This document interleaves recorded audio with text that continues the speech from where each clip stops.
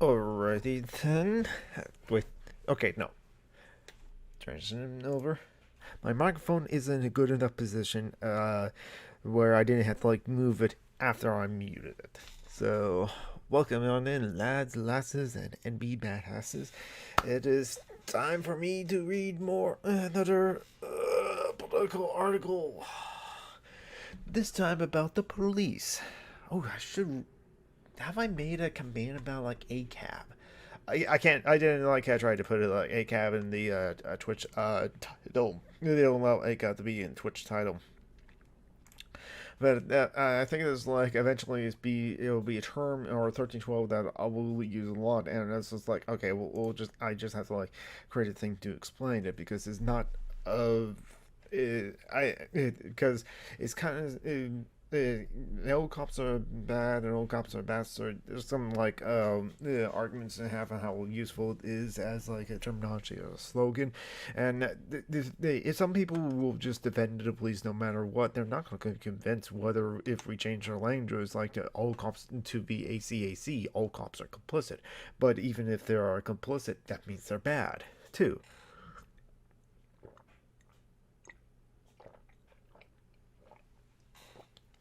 Oh my god, this is the start of the stream and already I'm that thirsty. Yeah. Also, what happens when you eat an entire pizza? That kind of also caused me to need to be thirsty as well. Um, yeah, so eventually I'm gonna have to make a command and for ACAP to explain that. But throughout the stream, and since it's related to the topic of the title of the stream and something like that, totally okay to ask about ACAP as well. In fact, actually, one of my Twitch streams where I was just playing Dead Souls, someone did go to my links down below and follow me on Twitter, and that's where they disagreed with me about ACAP, and I spend a good portion of that stream just explaining my point of view of why no, I want to abolish the police. I'm a police abolitionist. That's the word, because even if there are supportive good things that the cops do, which actually probably this essay will go into, I'm just no, we can't just modify or reform or just make tweaks to the current system. And no, slash and burn all of the police departments as it were and start anew, and I say with no police as it were. But to be fair though, it's a very big project to get to no police whatsoever, and part of that is we have to dismantle capitalism as it were. Go into my politics. So anyone that is joining the stream now, don't forget to retweet the stream if you happen to be on Twitter. Again, if you happen to be on Twitter, and again, not required to do so, but be nice to do so. But since we're all talking about the police, I do have a command for support those who are protesting and the against police brutality and Black Lives Matter. So in some parts of the country, the Black Lives Matter protests that started in the wake of George Floyd lynching, in which the cop is going to jail. Just like the sentencing hasn't started, he's been guilty on no charges, but the protesting still happen because cops are still killing unarmed people, and mostly unarmed black people. And while we managed to get justice for for George Floyd, we didn't get justice for Breonna Taylor. I'm not sure if we're going to get justice on Mimir Aubrey, or there's going to be new trials on all these other people that's probably not going to get justice for. Jacob Blake's not going to get justice for. There were so many people that happened, not just recently, but since George Floyd, that were will they get justice or not? I don't know. But even with but I said this on Twitter because it was a point that someone else already made. I think they got it from someone on a not, or someone that was interviewed by on the podcast and streaming show not. That's yeah. Derek Chauvin got convicted on all charges, and it will be sentenced soon. But the police institution are re-legitimizing themselves by saying that George Floyd's actions is unlawful because he broke protocol. Oh, because he just went just above the line of police brutality above the line in over protocol. That's why the police kind of turned on him. Then the blue wall of silence, and this time did not protect Derek Chauvin, because I think it's because of a much more high profile case in that sequence, and it's also completely unjustifiable with his actions anyway. But then a lot of the police officials that were testifying, just testified against Derek Chauvin, but what they said is, again, that he broke protocol. So if Derek Chauvin did kill George Floyd, but did so within protocol, that's what I'm pointing out. That's where it's just like, Derek Chauvin would have got away with too. Which is why I think it's like good idea to like have a conversations about this and like learn about this. I will get back to the essay series of like abolishment for the people. I guess I'm also in the process of like uploading in the more of the VODs for that, but I just have to like the problem is I was saving those VOD onto like external hard drive, which I have to check to see if like I can recover things from the external hard drive, because it has been like working in a while. I'll try and test it and see if I can't get like data off of it, or if I check my other hard drives and see it's like, no, I already saved some of those like VODs I want to like re-upload to my YouTube channel. That's included in my VODs for direct action iconography that I've been reading by David Graeber. But anyway, so enough deal time. And I got my tea here, custom gourmet, and yes, it's in a stormtrooper helmet. And we'll be reading 7 Minutes About the Police by Crimethinc, published on from October 25th, 2011. So this is even well before Michael Brown. So let's see how relevant this is, as it were. Crimethinc, 7 Minutes About the Police. I also check out the. I should have like actually.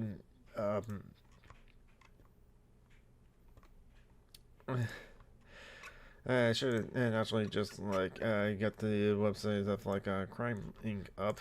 Oh yeah, it's just easy, just like crimethinc.com. So if you haven't like checked out Crimethinc, check them out. They're a good their website, good organization. They have like podcast tools and a library of like other things as well. It's from various different things, so it's a cool site. Check it out. And I'll be reading one essay that has been retrieved from them and uploaded onto like the Anarchist Library, because that's where I go to find some good and nice essays about things. So 7 Minutes About the Police. There's a various sections that we'll have about the police. And it's how to fuck the police on the streets, organizing a cop watch, get the group together, how to cop watch alone, in private and community spaces, handling a police raid, blah blah blah. Alright, 7 Minutes About the Police. The police exercise a legitimate authority. In fact, the average police officer is not a legal expert. He probably knows his department's protocol, but very little about the actual laws. This means his enforcement involves a great deal of bluffing, improvisation, and dishonesty. Police lie on a regular basis. I just got a report of someone of your description committing a crime around here. Want to show me some ID? This is not to say that we should unthinkingly accept laws as legitimate either. The entire judicial system protects the privileges of the wealthy and the powerful. Obeying laws is not necessarily morally right. It may even be immoral. Slavery was legal. Aiding to keep slaves illegal. The Nazis came to power in Germany via democratic elections and passed laws through the prescribed channels. We should aspire to the strength of consciousness to do what we know is best, regardless of laws and police imitation. The police are ordinary workers, just like us. They should be like our allies. Okay, so the bolden parts of the like myths, as it were. So just like the police exercising the legitimate authority, it's just like, yeah, they're not experts on the law. It's just any more than like any one of us. Which is why there was like a footage I saw. Oh man, I'm really thirsty today. There was a footage I saw on Facebook of a paralegal. Okay, so this is, I think he was an actual lawyer, but in order to make ends meet, because the times are tough, and there are some lawyers are not the flashy in the trial lawyers or the ambulance chaser or the cop or other kind of lawyers. There are lawyers that are just like that. It's a desk job where they just like read the research on the laws on the books in the various places, like copyright lawyers or patent attorneys, that sort of thing. And then there's like those problems with patent attorneys as well. Patents themselves, not necessarily patent attorneys. So there are a lot of lawyers that just know the laws, but it's not the big money making kind of job as lawyers, or some people have like want to make extra money. So a lawyer or a paralegal was doing Uber or doing like a DoorDash and other thing, and I think the police pulled him over because of his passenger. But like but the cops were saying like, no, it's against the law what you're doing. No, we have the legal right to do that. To which the guy was saying like, no, you don't. No, it's not. No, this is not against the law what we're doing. Hey, no, you don't have the legal right to do all this. Oh, you know the laws? I'm like, yes, I am. I do know the law. I'm a lawyer. So the police were trying to use their authority as it were to just get what they want, like this person showing their ID or anything like that. But like the guy knows his rights and knows the law, saying no, this is unlawful. You can't do this. And no, you don't have the right to like ask me for these things, and I'm not legally obligated to give you these things, like this ID as it were. So that's kind of like shows you it's like, oh no, yeah. And the police lie on a regular basis trying to get you to like admit to a crimes were to give them enough legitimacy, enough reason to like look through your stuff as it were, and all that sort of stuff. So yeah, so that's one of the myths. The second myth is like the police are ordinary workers just like us. They should be our allies. Unfortunately, there is a big gap between should be and are. The role of the police is to serve the interests of the ruling class. Anyone who has not had a bad experience with them is likely privileged, submissive, or both. Today's police officers know exactly what they are getting into when they join the force. People in uniform don't just get cats out of trees. Yes, most of the job is because of economic pressure, but needing a paycheck is no excuse for evicting families, harassing young people of color, or pepper spraying demonstrators. Those whose consciences can be bought are everyone's potential enemies, not allies. And we have all know that the I'm just following orders is not the excuse to get away with like doing horrendous crimes as well. So the I'm just following orders or I'm sorry but this is my job is not good enough at all, even in extreme cases. So continuing on with the essay, this fairy tale is more pervasive when it is couched in the strategic terms. For example, every revolution succeeded at the moment the armed forces refuses to make war on their fellows.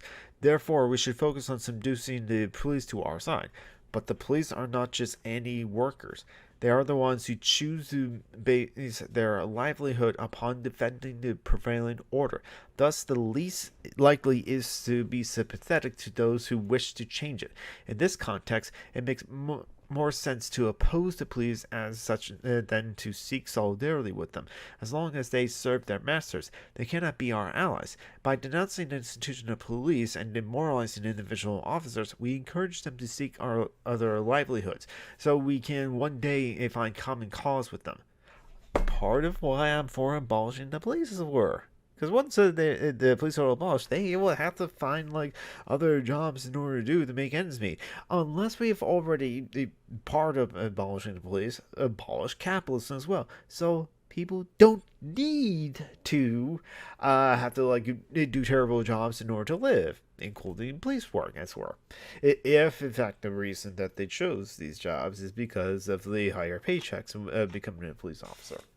Maybe it is, but in some cases, some people do know of like in certain places, like doing institutional work at like mental hospitals or some places like that.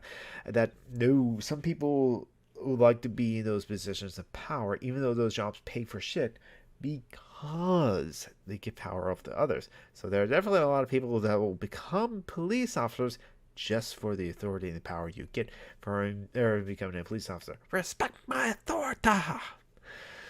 And in South Park, the loathsome show that it is now, the other characters are like, this is a terrible idea given Cartman authority.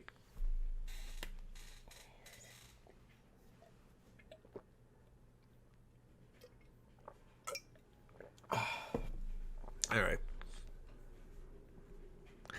So yeah, that's also the whole point of why the IWW do not consider cops to be like workers or to be the comrades, as it were. They consider cops to be class traders because they work for the rich and powerful, the economically wealthy class, and the upper class, the capitalist class, and also the politicians that also part of the ruling class that work for or directly or connect to or are part of the wealthy elite class as well. On the point of like under capitalism, there's not really any democracy, and in America, for sure, at best we have a flawed democracy. At best, at worst, we don't have democracy. Really, we just don't. And I brought this up. It's like, wait a minute, democracy is about like the people deciding, but we don't decide. Our representatives decide. So how is that democracy? And to which I was like, well, it's a democracy because we call it a democracy. It is what it is because we say it is a lot is other arguments that a lot of people also use. The stimulus checks, one-time check of like $1,200 or like $600, and then $1,400 plus for the $600 to make $2,000, and that they're called stimulus because not because they stimulate the economy, but because we call them stimulus checks. But anyway, continuing on, and to another myth.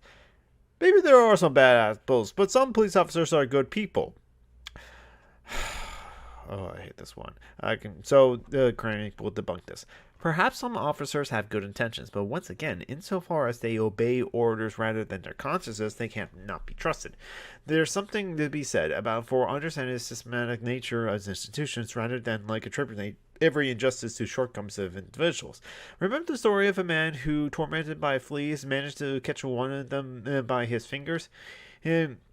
He scrutinized it for a long time before placing it back on his back of his neck, where he had it caught. His friends, confounded, inquired why on earth did he do such a thing. That wasn't the one that was biting him, he explained. That's such a weird tale. Oh, but yeah, it's just you can't talk to one flea that's not biting him, and you expect the others not biting him. It's just like that. Also, it's kind of like, hey, this was an example that was brought up in Robert Edmonds' Behind the Police. Okay, but if I get shot in the arm, not fatal, but I get shot in the arm by a party, one of the party goers at a party, any other party goers are saying, no, that was a mistake on his part. He didn't mean to. He doesn't normally shoot other party goers and like that. But you then just hang out with that one guy who shot me. How am I supposed to trust the others that the other cops, the good ones, as it were, for saying oh no, that was terrible of him shooting you. He doesn't usually do that to other party goers. But then you start to hang out with the guy who shot me. So how can I trust you? Oh, this was a brilliant thing that I found on Facebook too. I think I retweeted it, but I have to find where it is. The tweet a lot though. I'm sure I retweeted. Oh man, maybe I didn't. Huh. But it's kind of a lot of people would say it's just oh come on, but it is unfair for you to judge all cops for the actions on a few. Well, which we have to say to the cops. Sorry for judging a few sorry judging the whole of you for the actions of a few, but when the cops pursue and go after people of color, it's all because the explanation for that is well, you fit the description. So put it back on the cops. Sorry for judging you for the actions of all the bad cops. You fit the description, though. But continuing on with the essay. Police can win any confrontation, so we shouldn't antagonize them. With all of their weapons, equipment, and surveillance, the police can seem invincible. But this is an illusion. They are limited by all sorts of invisible constraints, bureaucracies, public opinion, communications breakdowns, a overloaded judicial system. If they don't have vehicles or facilities available to transport and process a great number of arrestees, for example, they can't make mass arrests. This is why a motley crowd armed with only tear gas canisters shoot at them and can hold off a larger, more organized, better equipped police force. Contests between social unrest and military might not might don't between contests between social unrest and military might don't play out according to the rules of military engagement. Those who have studied the police, who can predict what they are prepared for and what they can and cannot do, can often outsmart and outmaneuver them. Such small victories are especially inspiring for those who chase under the heel of police violence on a daily basis. And in the collective unconsciousness of our society, the police are the ultimate bastion of reality. Hey, the force that ensures the things that they stay in the way that they are, taking them on and winning, however temporarily, shows that that reality is negotiable. Mm-hmm. Yeah, I think we were like kind of like see this over the summer, is that like wait a minute, if we just outnumber the cops, even though the military weapon is war, they're not as powerful to stop us. So, I mean, the people of like Minneapolis who knew of the long history of the Minneapolis Police Department being racist as all hell, because there were several complaints against Derek Chauvin before he lynched George Floyd on camera, but there were so many complaints against the police department that, well, what was the people's reactions to like Derek Chauvin killing George Floyd?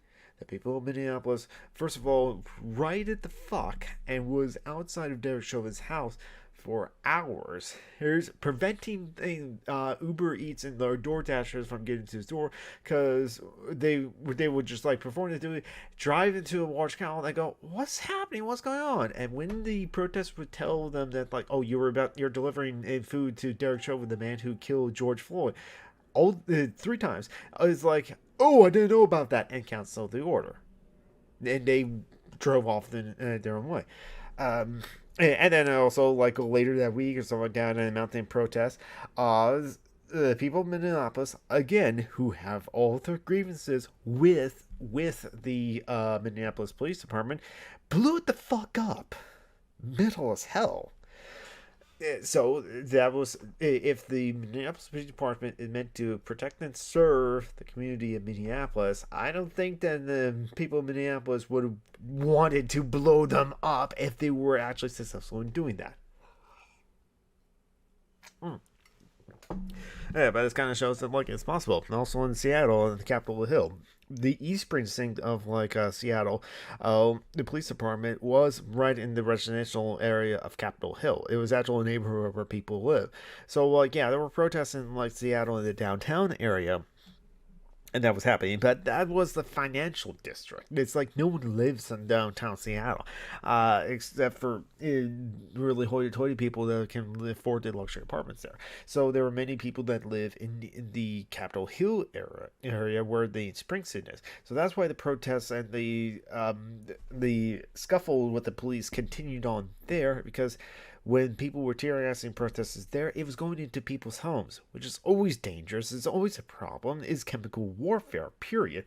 And so the people of Capitol Hill didn't take it and fought back against the police and managed to drive them out of the Spring City for a time period. That was when the start of like the Capitol Hill Open Protest or CHOP, or Capitol Hill Autonomous Zone as CHAZ, which yeah only lasted weeks though, but still it does kind of show you that like, you know, if they're not motivated enough and have large numbers, yeah, we can overtake the police. They are a very small portion of our population. But continuing on with other myths about the police. Police are a mere distraction from the real enemy, not worth our wrath or attention. Alas, tyranny is not just a matter of politicians or executives.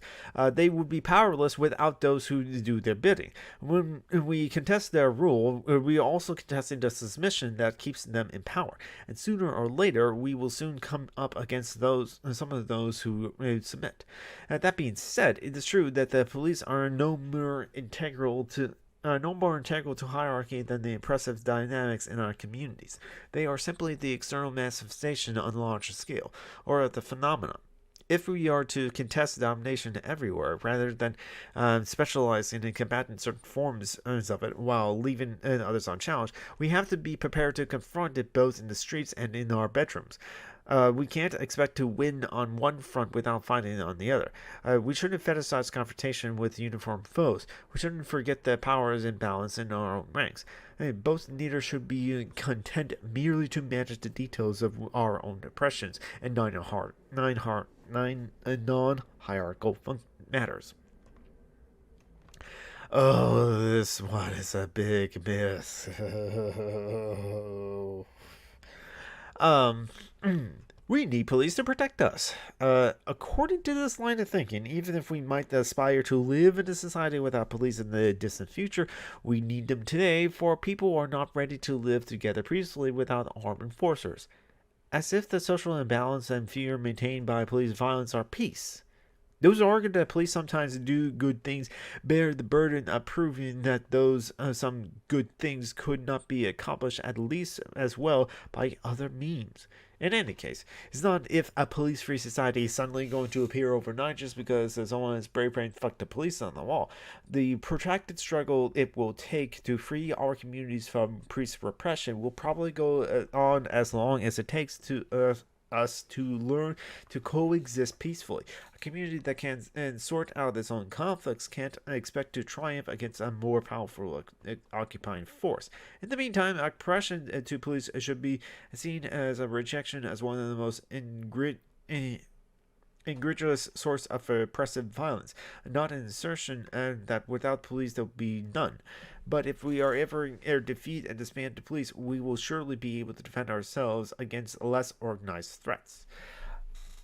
One thing I want to add, this is also from an article from 2011, and so this was before Michael Brown, before Eric Gray, and before the Ferguson uprisings, and I have to say, okay, we need the police to protect us, but what if we are in danger because of the police? This is the classic argument I get all the time from someone who has a family member that's a police officer, which is why they're so adamant in defending the police and saying no cops, is because, well, their family members are because their family members is a police officer, and so they're defending their family member, essentially. Because apparently saying all cops are bad and bastards, saying their family members are bastards, which is like I say, yes, when they're in uniform. Out of uniform, they're fine. Because out of uniform, David Smith is a great person. But once he becomes Officer Smith, as was alluded to in the earlier, or in the essay, once he becomes Officer Smith, he's no longer the same David Smith that you knew as your uncle or your brother or all these sort of things. Once he becomes Officer Smith, he's a weapon and he's part of the institution of the state, and thus will perform in state and police violence when need to, when order to. Because as they say, they will be willing to do crimes or do heinous acts if they are ordered to. But some of them actually enjoy doing that too. So continuing on with the next myth. But my point is also, if we need the police to protect us from assholes, what if the assholes are the police, though? Then who's going to protect us from the police? Especially right now, many people are just like but the police protect us, okay, from through. And also, what if we need protection from police? Who do we call then? Who watches the police? Who watches watchers? But continue on. Resisting the police's violence, it makes you no better than them. I think that doesn't give the police an excuse to shoot people who are running away. There's so many times where they shoot people running away in their backs. Let's continue on with the debunking of this. According to this line of thinking, violence is inherently a form of domination, and thus inconsistent with opposing domination. Those who engage in violence play the same game as the oppressors, and then are losing from the outset. This is dangerously simplistic. Is a woman who defends herself against a rapist no better than a rapist?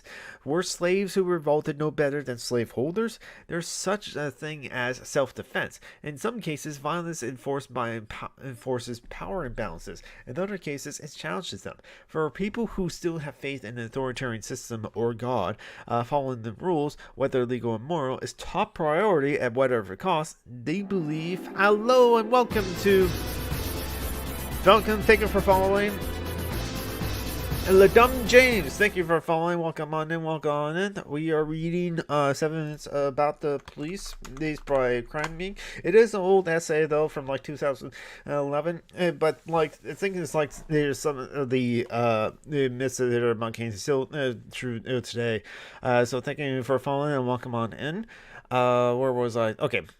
Yeah, I'll go back to this part. There is such a thing as self-defense. In some cases, violence enforces power imbalances. In other cases, it challenges them. For people who still have faith in an authoritarian system or a God following the rules, whether legal or moral, is top priority at whatever cost.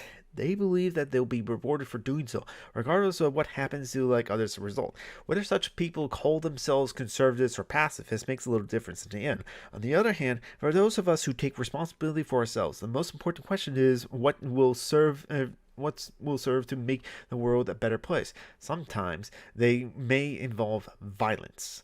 I think it's like. I think Martin Luther King Jr. did said that when in a letter from the Birmingham jail, how he was tired of the white moderate that would be in favor of the negative piece of the civil rights activists stop talking about it because it makes them uncomfortable over the actual piece that of equality that the civil rights were fighting for. Because challenging the status quo at the time, it was in their face and was pretty violent as well, but most of that violence also was enacted onto the protesters who simply wanted their rights to vote. Bloody Sunday and the other kind of horrific events that the police themselves did so on just peaceful protesters. I'm not saying and there's also the faction of the civil rights activists that were just tired of doing things peacefully, saying that wasn't getting much work done, so they used some other tactics, diversity of tactics, that's were. That doesn't mean that they were just outright going over and killing people, but there was a place and a time for violence to be used in self-defense, which is what the whole point of Black Panther Party. They were defending their own community from the police. And Michael Maxwell, which is a very interesting guy that I want to read more about, is saying that we're just we want to fight for equality, and if we have to use some violence to get that equality, then it has to be done. But again, they were wanting equality, not revenge. There's a big difference there. Continue on with the essay though. Police are people too, and deserve the same respect.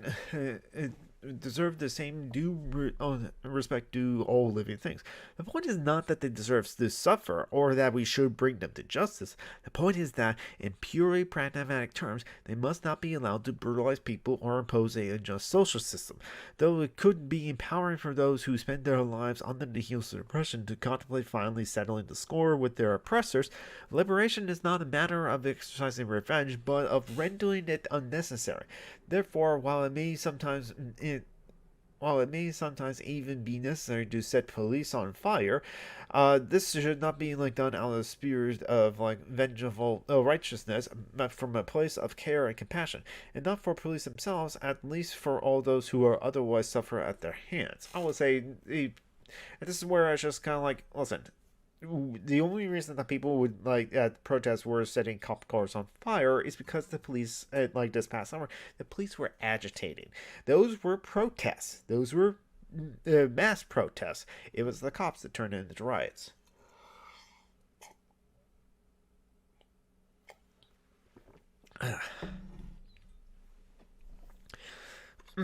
yeah, but yeah, I'm not in favor of like setting natural police officers on fire either. Honestly,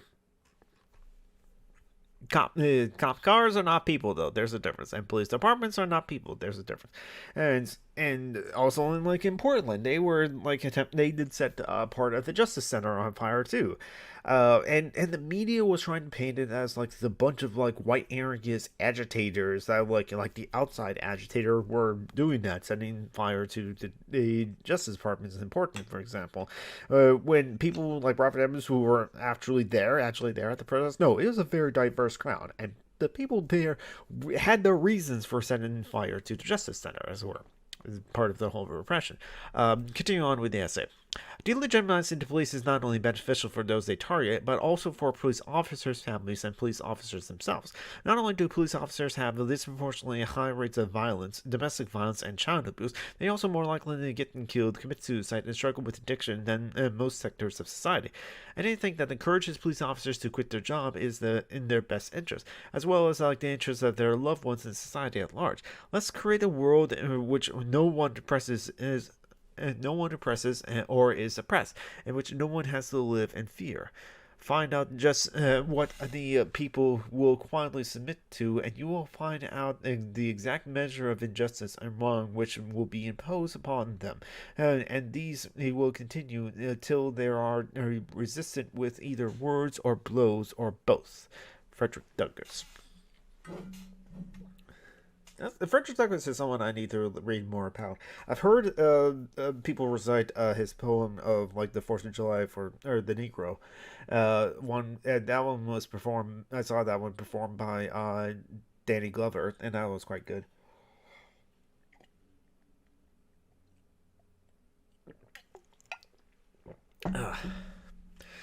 So now on the news section.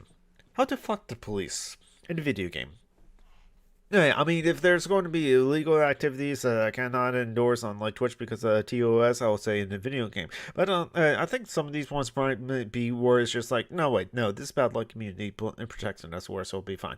And so, how to fuck the police on the streets, organizing a cop watch program. Ooh, excuse me.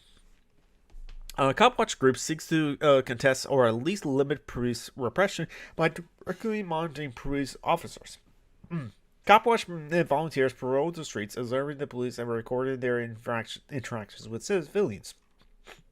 They often concentrate on areas of high police activity or to which known troublemaking cops are assigned. Cop watch groups also advise people of their rights and listen to their stories, and otherwise is endeavor to undermine and thwart the police state. Most radicals, not to mention many others, realize that the idea of policing itself needs to be like completely rethought. In the meantime, people have to be protected from the brutality they face daily at the hands of the police. This reminds me that like I still have not seen The Wire. I know how good it is, and I have a friend that like highly recommends The Wire too. But it seems like The Wire kind of like bases off of what the police like Baltimore Police, which is another notoriously terrible police department. And there were like riots after I think it was Tamir Rice, where the cops just like roll up, shot Tamir Rice dead in the park, and then just drove off.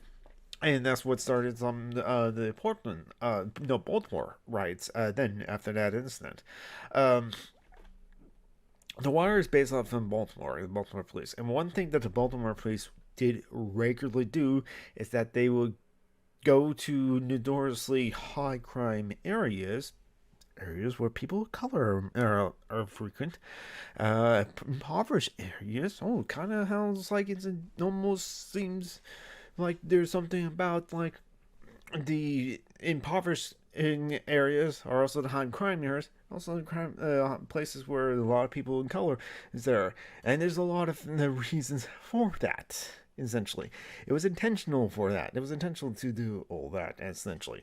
But the cops and Baltimore police would humble those people. Just go out there to those areas and just like bother them and harass them until they like find like they possess a small ounce of marijuana or something like that. and even like cop dogs are kind of would almost be abused and punished if they don't find drugs on people. So they kind of like encourage you to find drugs in places as well. And so sometimes the drug sniffing dogs will behave and claims that no, this person had drugs when really they don't, or their clothes smells like they had drugs for whatever reason. Um, so yeah, so I like the ideas of like this cop watch things. Um,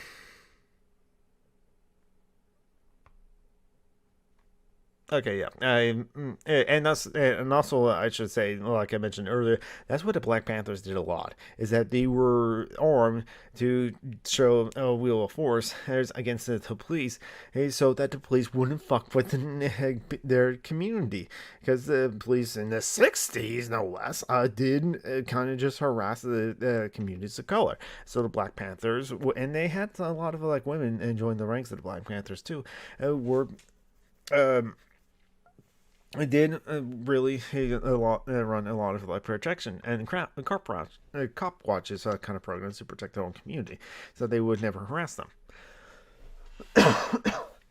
So continuing on, get the group together, form a group, put out calls on for one everywhere, and even on the bulletin boards of church groups and local groceries, not just in activist communities. Approach your neighbors. The best neighborhood watches includes Cop Watch. Educate people in your community and other communities, especially targeted ones, about their legal rights and about how to carry out a Cop Watch. Hold classes everywhere in your city at the accessible places and times. These can be formal events or informal teach-ins outside of a movie theater or between performances at a show. Hold regular, accessible, well-advertised like meetings. Don't depend on the internet for all or even most of your communication. Many of those who need Cop Watch most are unlikely to have easy or regular computer access. Yeah, certainly true. A lot of impartial people would still have to like rely on libraries for computer access. I'm not sure if like that has changed even in 2021. Yeah, this is a 10-year-old essay, but still. Continue on. The size of the group, what your goals are, and how it will go about achieving them. Find hotspots where police repression frequently takes place. Look for them in the police blotter in your local paper, or ask around the neighborhoods, or approach lawyers who do not have a lot of like street work or request advice. Establish patrols and have them report on their observations on a regular basis. Your group will be more effective if it is well organized. For a variety of reasons, it makes the most sense for people to do cop watch patrols in their own neighborhoods. It is important for you patrols that you patrol another neighborhood. Make an effort to become familiar with it and get to know the locals. And make sure you understand local issues and context. Canvass from door to door if necessary. Introduce yourself and your group and announcing your intentions and motivations. Be open to input from locals. They are the ones who will experience the bulk of the repercussions from everything that happens in their neighborhood. Come through on your commitments. Don't show up out of nowhere doing a cop watch program for a while and then disappear. Stick around until locals know who you are and that they can count on you. When the cops are particularly brutal or kill someone, raise the ruckus about it. Put on the pressure on them and keep it up. Approach the survivors and follow the leads as to how to handle things. Offer to organize protests or benefit events. Screen print shirts or play media liaison for them if they are into it. Hold demonstration. Spray print the names of the victims and murderers everywhere. Smash out the windows of the offending police station. I'm not sure I can actually condone or advertise this on like Twitch, that's a word, because of TOS. So it's like do everything that's like kind of like you can legally do. even though I did talk about like the citizens in Minneapolis that blew up that police department, and the citizens in Portland that set fire to part of the Justice Department, they already did that. That already happened, and they had their reasons for that. Again, several complaints against the Minneapolis Police Department from the community, including against Jared Chauvin before he lynched George Floyd. I think he was involved in other shootings that ended up with people killed. So George Floyd wasn't the first one, but that was the first one that we videotaped Derek Chauvin having his knee on someone's neck for over 9 minutes actually. And so I'll say emphatically right now, I cannot encourage people to smash the windows of vending police stations here on Twitch. Rule 46A, as it were. And so, but the other things have like they spray painting the names of the victims of the murderers everywhere, holding demonstrations, like screen printing shirts and like playing music and liaisons, all that sort of thing. I will encourage. Smashing out the windows of the offending police station, I can't encourage, at least not on Twitch, because of TOS. So continue on. Agitate for laws and regulations that enforce stricter controls on police. Trying to like get the worst police officers fired. If your community has like the citizen review board, make it an effort to give it teeth. Police review boards should be elected by districts, not appointed. They must be empowered to impose punishment and fire officers. People from communities that are terrorized will often be understandably afraid to stand up for themselves. A cop watch program can be the first steps towards solidarity with others.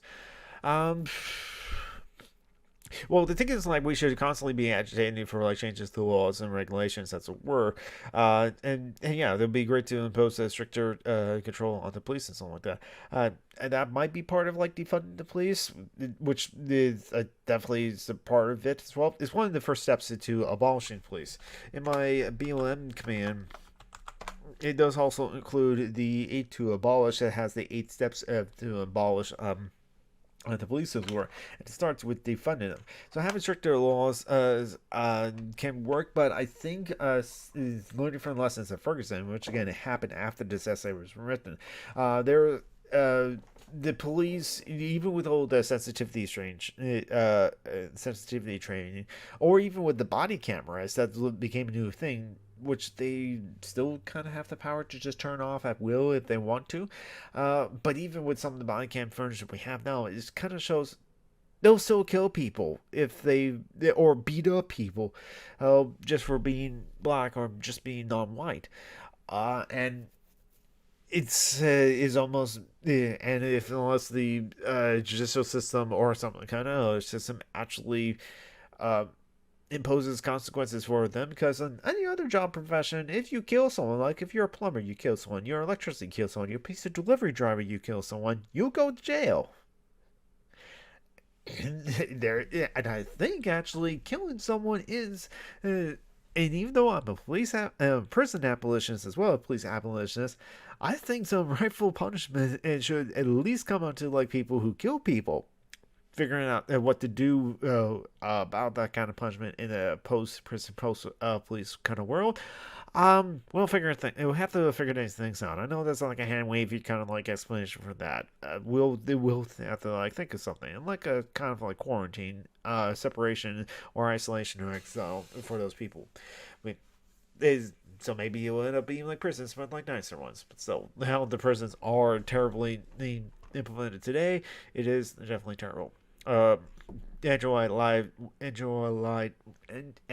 Y. Davis's book, Police Prisons Obsolete. It's a great book for that. Okay, so we read the part, so we're now in the new section. How to cop watch. To cop watch effectively, all you need is your eyes and ears, and some means of recording incidents. Small notebook and a pen or a paper are the most useful, and are least scripturous. At least conspicuous. I knew how to pronounce that word, actually.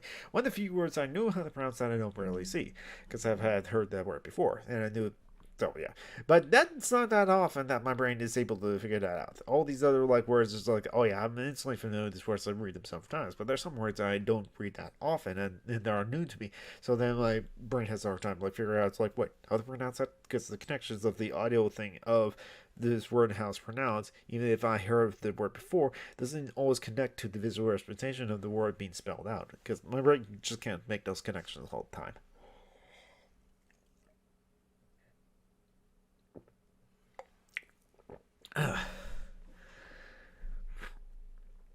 A camera or video camera can also be useful. It has kind of a cell phone or audio recorder device. In the past years, it turns to be very useful of like cell phones being recording all these instances, as it were. That was if like that teenage girl that was recording George Floyd's death on her cell phone didn't do so, would we have known about George Floyd? Would have been the massive amount of protests that happened? And it also, here's the truth about it. I just never seen the footage myself until like it showed up in one of Renegade's cuts of videos in the past couple of months. I just took people's word for it, what was in the video and what was happening. And that was kind of the case. It's like, when I finally see clips of it, at least it's like, oh yeah, it's as terrible as people say. And also, so that's why I feel like I'm fine not seeing the footage. I know what they're saying and not disproving what is on the footage. It's when people who disprove it say there must be a reason or it must be some kind of protocol. It's like, I think we definitely proved no that the average show was just like fledged George Floyd. I did on and so someone was recording it. Who who knows if we wouldn't had like that reaction to it if he didn't record it. If that 17-year-old girl didn't record at the time. She's 18 now, but still. Anyway, continuing on. So yeah, this part of the essay, part of Cop Watch, mentions cameras and video cameras, and yeah, I think that is a good thing. Cop watching generally is safest and easier if you make sure to follow the letter of the law. There should be no drugs, alcohol, or legal weapons on your persons or in your system. Be careful not to jaywalk. This author has friends who have done a perfect cop watch and jaywalk almost immediately after leaving the scene and receive a $50 ticket for their efforts. If you're driving, make sure that you and all of your passengers have seatbelts on. Resist unnecessary horn honking or loud music as you drive away. Violations of noise pollution laws or an ordinance can be used as an excuse to detain and arrest you. If you're not following the very letter of the law, you may end up doing more harm than good and could get yourself arrested. Don't give any excuse to bust. Don't give them any excuse to buff you. Yeah, I see. I kind of see where they're coming from. And as terrible as all the laws is, and how terribly disproportionately the laws are affecting people of like color, as it were, walking while black and stuff like that.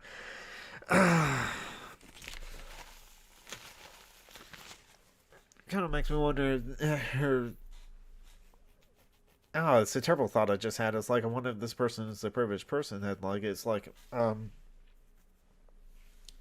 refrained as to like follow the letters of the law, because I think like it is easier for someone with my skin color to be able to follow the letters of the law as opposed to like other people's, again because of how the law is disproportionately enforced onto others. But then again, if you're doing the cop watch sort of thing, maybe they probably will just like find excuses as well to bust you as well, and it is probably best, unfortunately, to like not give this as much excuses as you can.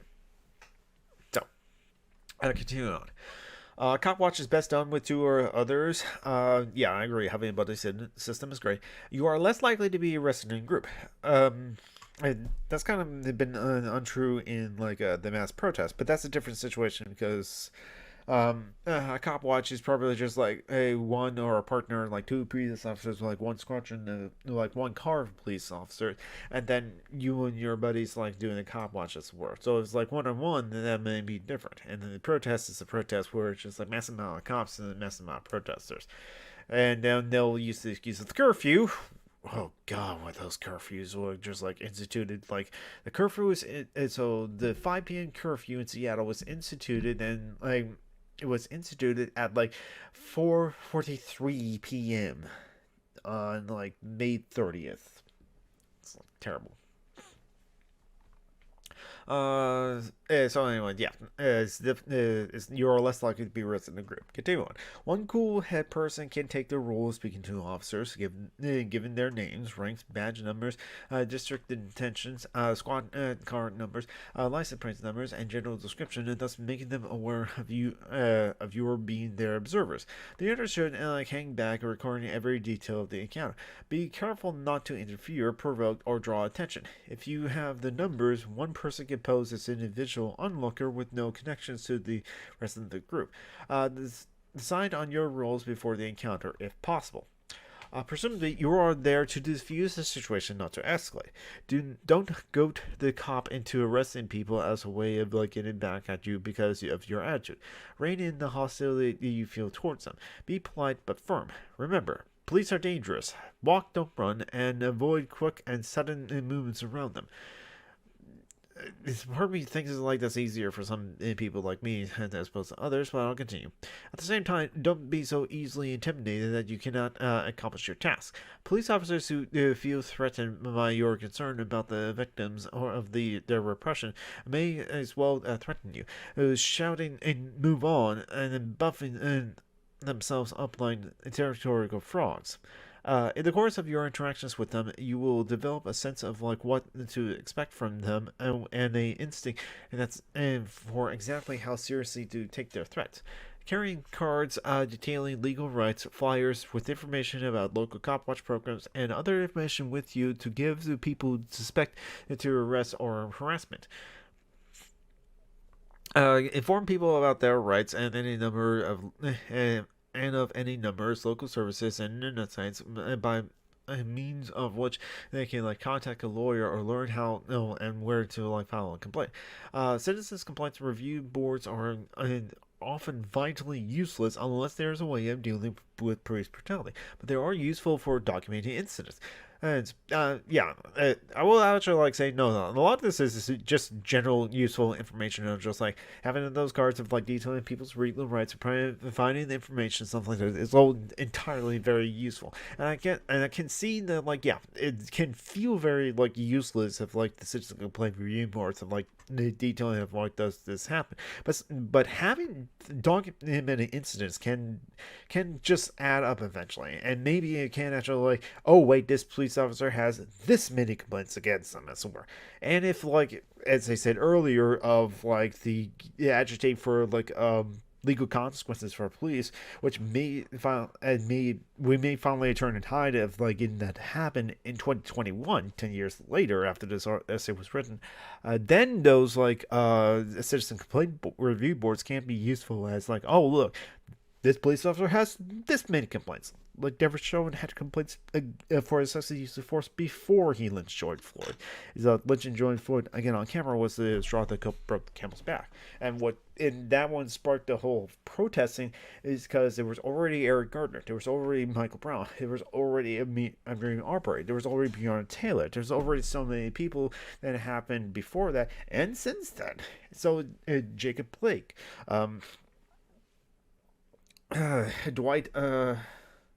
Dante White, I think, was one of the more recent ones. But there's so many ones that happening that it just keep on happening, that finally people had said enough is enough. And maybe if we finally got some police reform that's effective though, then some of these mounting complaints can actually get some police officers fired. The police officers did not criminally get charged for Breonna Taylor's arrest. The grand jury there was stacked in favor of them, so they were able to get off, and they just got fired, which is part of the problem too, because they can get rehired at other districts. Especially it was oh, they're the ones that shot that N-word. You know that there'll be some police districts that would happily hire the police officer to kill Breonna Taylor. Continuing on, Be aware of local laws and limitations. For example, in some cities, in order to be able to file a lawsuit against a city, you must send a letter to the mayor announcing your intention to sue the district within 6 months of the incident in question. In such a case, you should emphasize to the people who have suffered police brutality that they should keep their options open. You don't have to follow through with it, but you should secure your right to sue if the incident was severe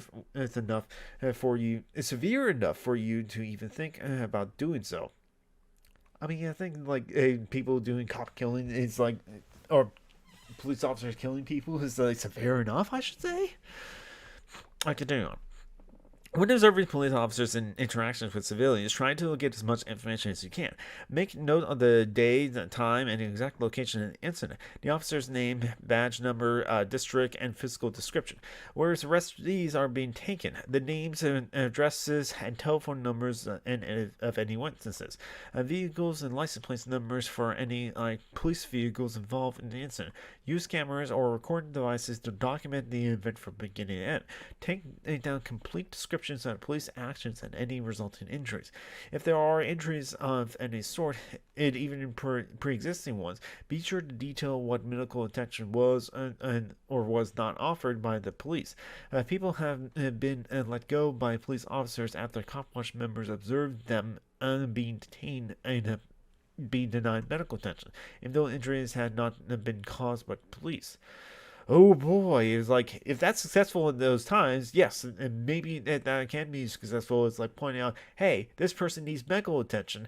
But we have seen police officers just denying people medical attention, even while they're in their possession or in their detention.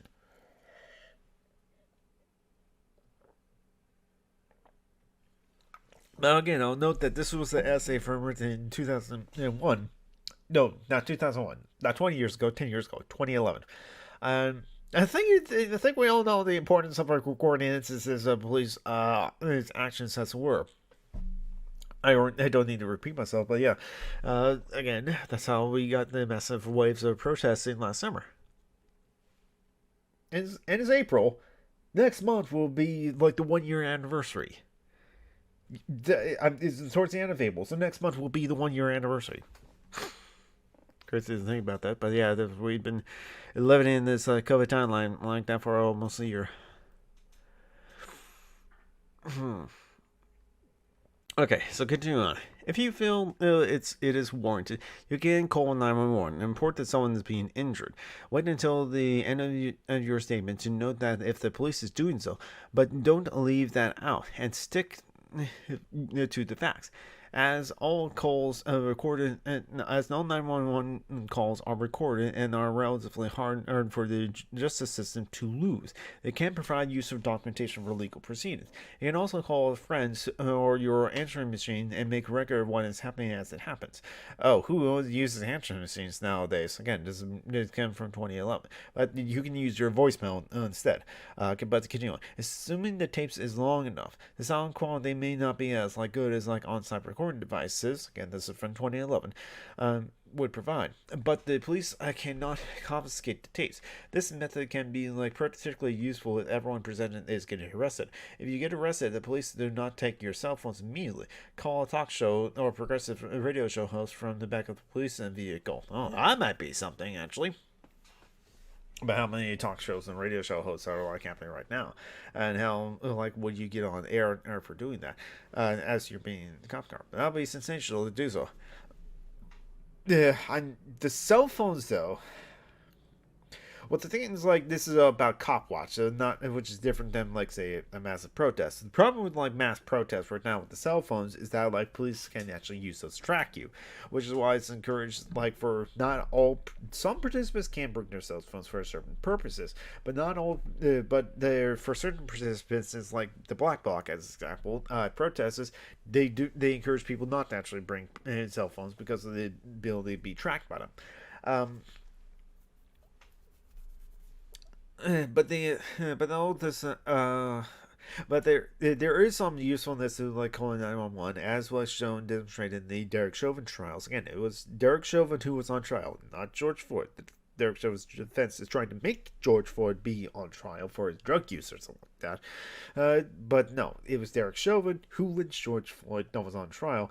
And that's what was also brought up, is that some of the people that were witnessing George Floyd's murder did call 911 on the cops. So there's can be some utility to that.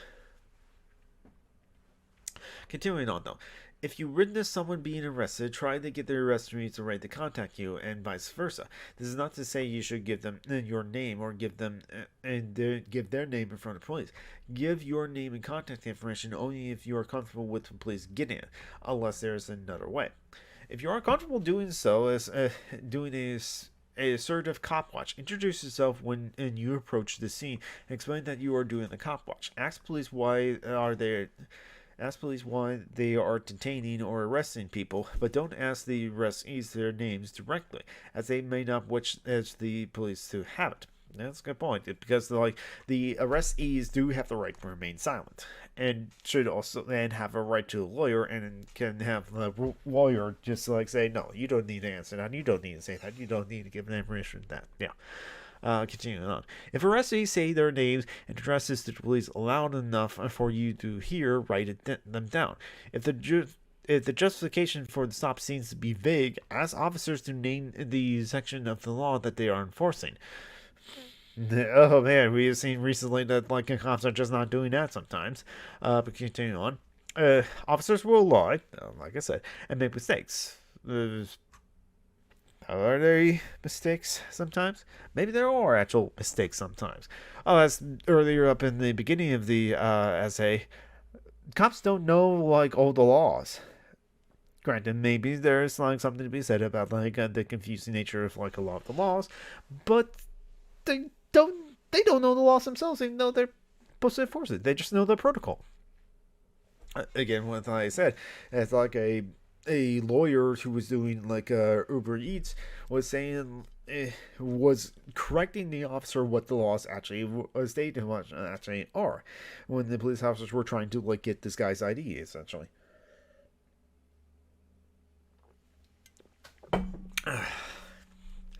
Continuing on. If you know the code, do better or have a copy of it with you, speak up. Don't approach or speak to the arrestee directly while he or she is being detained. If you do, this was written in 2011, but I think now most officers will just resort to, instead of going he or she, they will just say they, which is very simple, and that way is also very vague and inclusive. I'm going to continue on. If you do, you risk being arrested. Sometimes you have to do just that, but know what you're getting into. Continue on. If a detainee is let go or get ticketed, make sure to use the opportunity to get your flyers and rights cards to them. If a detainee is arrested, you can fold the card in half and ask the officer to give it to him or her at chance. But miracles happen. I guess that can happen. There are also police officers trying to do good things, essentially. Continue on. You can't speak to an arrestee directly without risking trouble, but you can loudly talk about what rights people have with the police or bystanders as all your compatriots. These include the right to remain silent, the right to speak with an attorney, and the right to refuse the search of your persons and personal items or the car. Stick around and the police have moved on. The King beating began with what seemed to be a routine traffic stop. Make use of every opportunity to have educational conversations. Speak to onlookers about their rights, about what citizens can do about police brutality, about community alternatives to policing. When answering questions about legal matters, don't be afraid to say, I don't know. This is always better than giving the wrong information. And there's nothing wrong with encouraging people to look up their information all themselves. Yes, there's something to be said about algorithm searches and Google. Yes, there's something to be said about that. But unless you've been already down the right rabbit hole, I think Googling stuff will give you good information. Continue on. Collect statements from other witnesses if you can.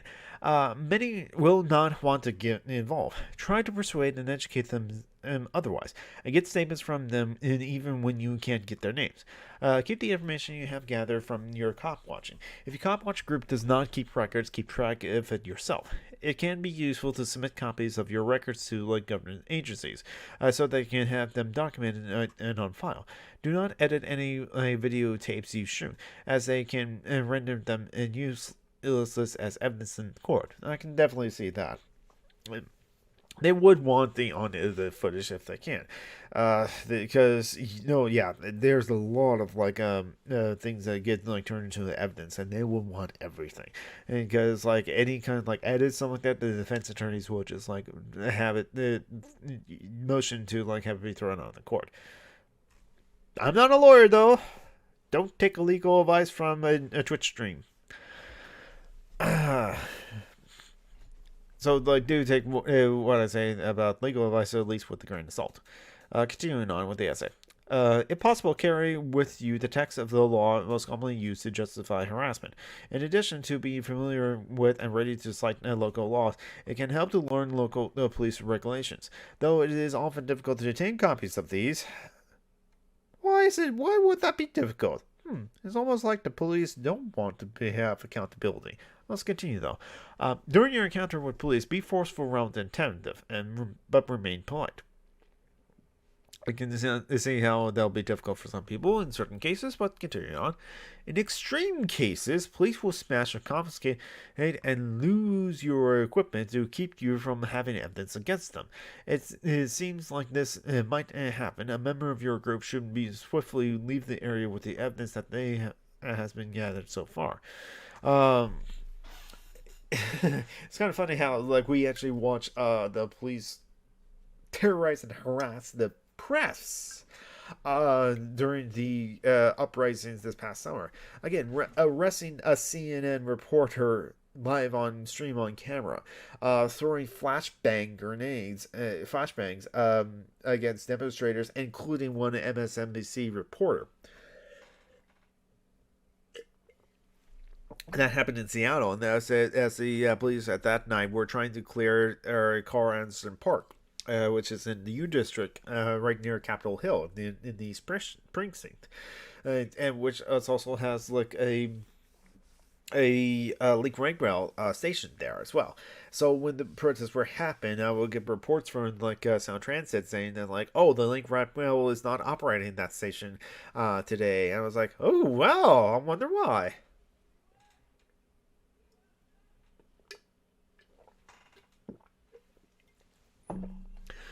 Alright, how much more do I have of this? Okay, there's actually quite a bit more. So, there we go. Yeah, this is where so, I've been streaming for about an hour and 14 minutes, and I'm running out of, like, tea. So, it's a good time to practice some, like, self-care. So, we're going to take a self-care break. And so, get up and stretch, top off your drinks. I'm going to put another pot, I'll start heating up the pot of water again to brew some more tea. And if you're peckish or hungry, get some food. If you have medications, this is a good time to like take your medications if you haven't already. And use facilities and take a bio break if you need to. We'll transition to the Be Right Back screen. I'll run a 60-second ad break, and we'll be right back.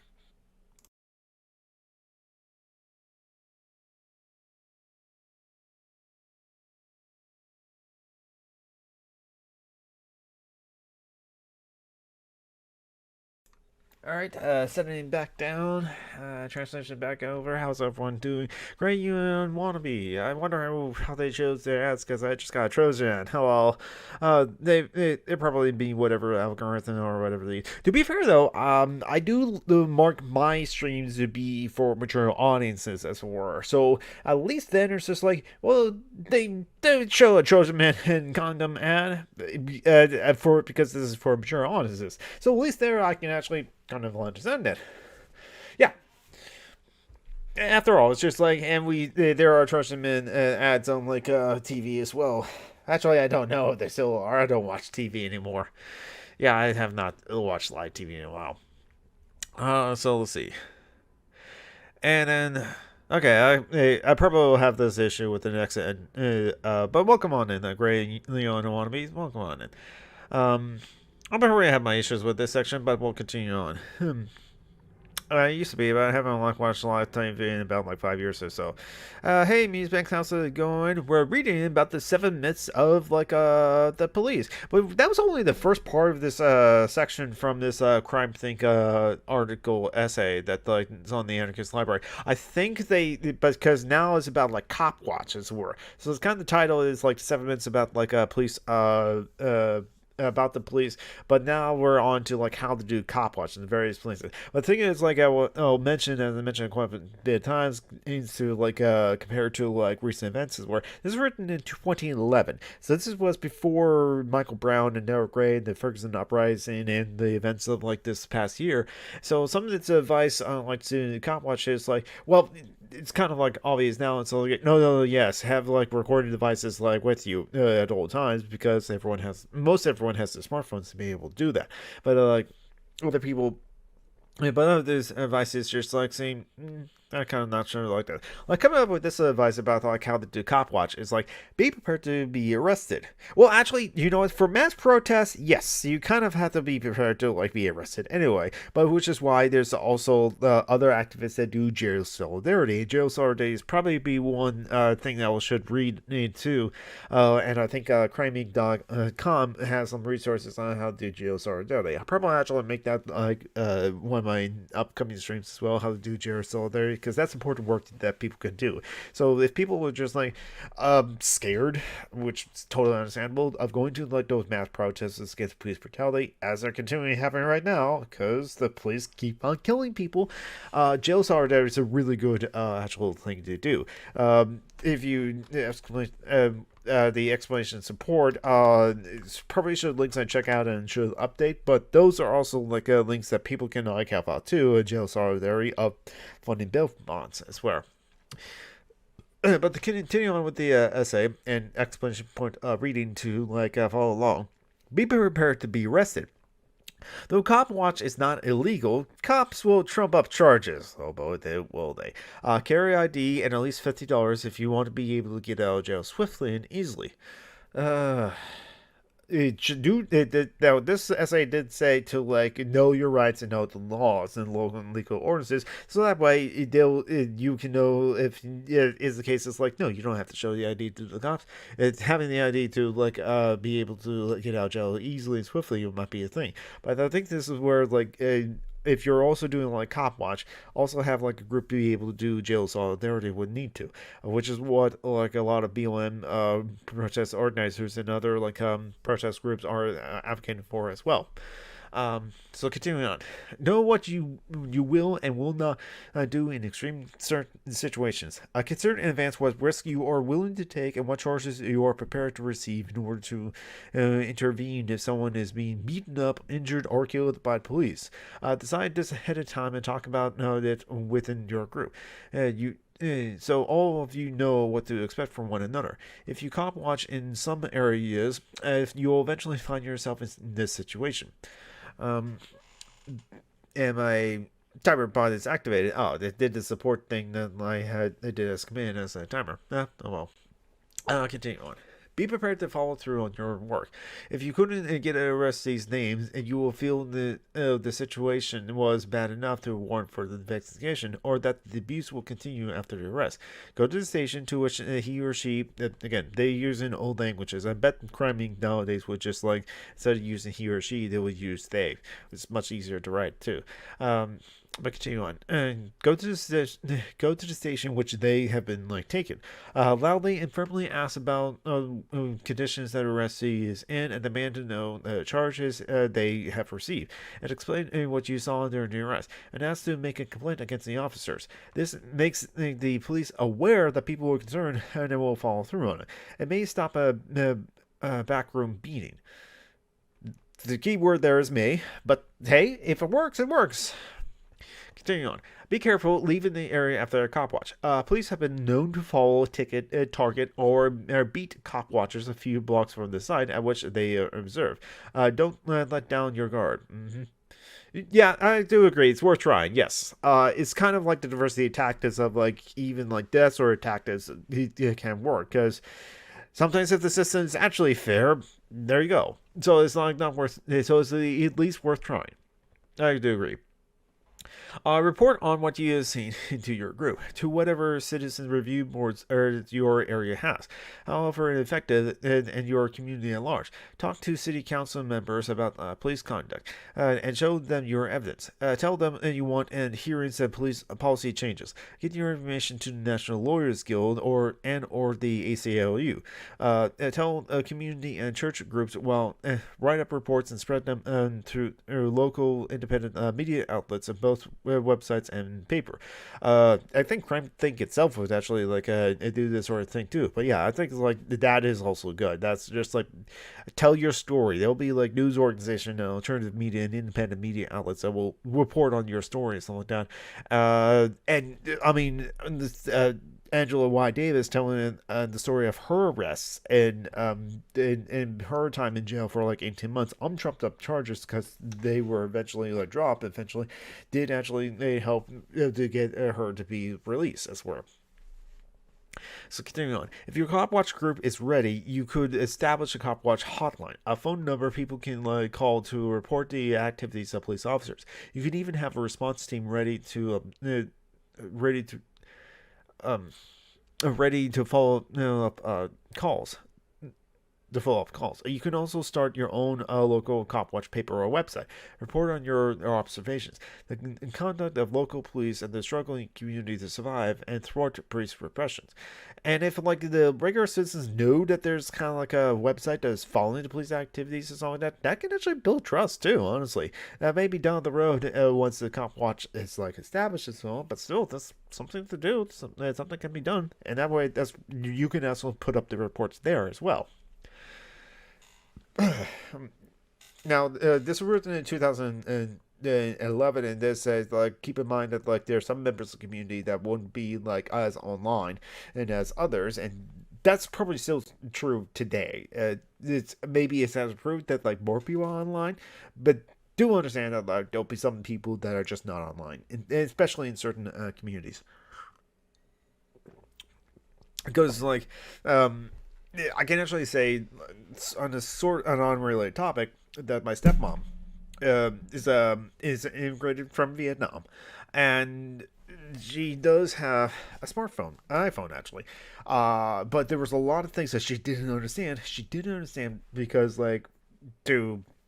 for work, because we're at the same place, you can renew your insurance, your health insurance, if you make no changes to it. It's no, I'm going to keep things the same. You still have to say keeping things the same during a certain period at work each year in the fall. She didn't know you can do that online on her phone because it's this new technology. She's not very computer illiterate. And so I had to help her out. It's no, Safari is a program, there's a web browser that you can renew your health insurance for work through there. That's where. So I did have to help her out doing that. And that's probably something that even the people who are online right now, you kind of for some members of the community, you kind of help them out, and it's this is how you do it, this is how you do it, that's how I do it, in order to access those websites and where to get information. Continuing on, though, to the news section. Cop watching alone. Don't cop watch alone. That's probably almost the end of this section, but they continue on because there's something to be said. If there are other options, don't cop watch alone if there are other options. You should not ignore those in exceptional danger just because you are alone. But be aware that lone cop watching entails taking risks. If you have been convicted of felons and have a lengthy arrest record or not a citizen, you should probably not cop watch alone unless the circumstances are really exceptional. Be less assertive in engaging in the police or in the individuals being detained or arrested than you would be if you were in a group. Police officers are much more likely to arrest or assault you if there are no other witnesses present. It really is true, yeah. Sometimes I think they will still assault you and arrest you, even though there are witnesses, though, but that's the time we have right now. But still, that's why it's important to have the recording devices on you and the phones at the ready. Because they'll probably just still kill people. They'll just be willing to do it on record and say, oh no, this is a taser. Obscure where I am and stay a fair distance away. Yeah. Be especially careful to obey the letter of the law. If possible, remain at least 20 feet from the incident that you are watching. Try to phone someone and let him or her know what's happening, or let them they know what is happening. As always, take the complete notes and, if possible, photos, audio, or videotape of the incident. If you take photos, make sure that they are taken at the last possible moment to ensure the safety of you and your camera. Be especially careful leaving the area. In private and no section in private and community spaces, handling a police raid. If okay, this is some like stuff. Okay. If police knock on your door, do not invite them in. Step outside and close the door before speaking to them, locking it behind you if need be. If there are other people in the house, make them aware that the police are present. Don't address other people in the house by name. Let them decide how they want to identify themselves. After saying clearly, I do not consent to the search, stand aside and maintain silence. Do not answer any questions. And, yep, you have the right to remain silent. That's where... Continuing on, if you are arrested or detained in the course of a raid, do not resist unless it is absolutely imperative that you escape, and there's a high likelihood that you'll be able to do so, instead of commonly asked on what basis you are being held. Don't volunteer any information or answer any questions except when you are asked to identify yourself. No matter what they tell you, speaking to the police can never accomplish anything except making things worse for you and for those you care about. If you have a lawyer, upon interrogation, whether formal or informal, or whether by federal agents and local officers, simply present your lawyer's cards and state, you can speak with my lawyer. If you don't have a lawyer, assert and maintain that you seek legal counsel before answering questions. If the police say they have a warrant, ask to see it, but do not at that point resist the search. A warrant is simply a piece of paper signed by a judge. It should have an address on it and some terms of the search. It is not invalid without the judge's signature. In most cases, the police cannot enter your residence legally without a warrant. To get a warrant, they must have probable cause, and the judge must sign their names validating this. Judges can be sneaky, but they also don't want any heat to come back on them. This is why we often don't see warrants used in activist raids. They simply isn't the probable cause. If they can get a warrant, the police may try to use other pretexts to get in. Fire code violations, health violations, looking for people who have warrants out for their arrest. Educate yourselves on local laws and municipal codes. If the police come by when there is someone inside who has a warrant, it may be best for that person to go outside so the police cannot use this as a justification for entering the building. Yeah, that's a lot. That's actually a lot of good information there that I think is so useful now, because especially since this is also telling people to educate yourself about local laws and municipal codes. I'm mostly ignorant about local laws and municipal codes. It's only when I kind of am interacting with something that actually tells me about the municipal code. In my city, there actually it's kind of specific city ordinance that people under the age of 18 or something like that cannot be at arcade during school hours, and so and I think it's the providers of the arcade have to actually they kick them out or something like that, or they would be liable for a fine, as it were. Or so it's kind of the arcade. No one should be under 18 should be at arcades during school hours, essentially. And so and then is how the ordinance is written is that the arcades the people who run the arcades are responsible for letting teenagers play at the arcades during school days, essentially. And I only know that this ordinance exists because when I go to this arcade local in town, they have the specific ordinance, city ordinance for my city, listed there and saying pretty much what the local law is and something like that. So it is kind of interesting how there's so many laws that we just don't know about, and the local laws affect us more directly, and municipal codes as well, which is why it's important who's your city council member and who they are and what they stand for, essentially, and why people should get involved in like local city ordinances, because they can have a powerful effect. I was listening to a podcast of Running from Police, which is about like looking at like the show Cops and analyzing it, and the city of Spokane, because of how often like the citizens of Spokane were filmed on cops and the harassment they experienced from cops. The city of Spokane actually voted to say you cannot film police activities in Spokane. So they basically kicked the show Cops out of Spokane, essentially. So that kind of shows the powerful local governance and city ordinances, and that's also in like this local councils and local city councils and that sort of things. That's where socialists can actually get elected. Milwaukee, the city of Milwaukee in Wisconsin, had actual socialist mayors, 3 of them, and its history. Seattle has actual city council member that is an actual socialist. Kusami. I think. Yeah, that's their name. That's her name. And even though she's getting a lot of flack from the city council, the other city council members, and from the mayor, and they're really trying to like basically perform a political coup to like kick her out. She still got elected and is like on city council member in Seattle. So there's there. But I think it's still very important to like know your local laws. So continuing on. If your space may be raided, decide in advance on how you will handle this. Expect in a few specific cases, for example, if you are engaged in a political squatting action with widespread community support and you intend to resist evictions by militant means, it will make the most sense to cooperate carefully with the police and then take revenge later by legal or extra legal means. I cannot advocate this on Twitch because of TOS. So I will say no. I will say I'm not going to encourage people to take revenge later by legal or extra legal means on Twitch. I cannot encourage you doing that.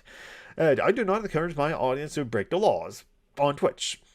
So just take this as in a video game, maybe as it were. Again, they express their local laws and municipalities. But, I mean, if there's legal means to take revenge on the police for, like, doing so, certainly. The moms in Oakland, the moms for homeless moms for ending homelessness who squatted the house in, like, Oakland. Again, that was, like, yeah, legally, those moms were they're doing something that is against the law. However, I do totally understand why those moms who were homeless and were trying to raise their children to raise a good life for their children and provide a good life for them did decide to squat an empty house that was not being used whatsoever.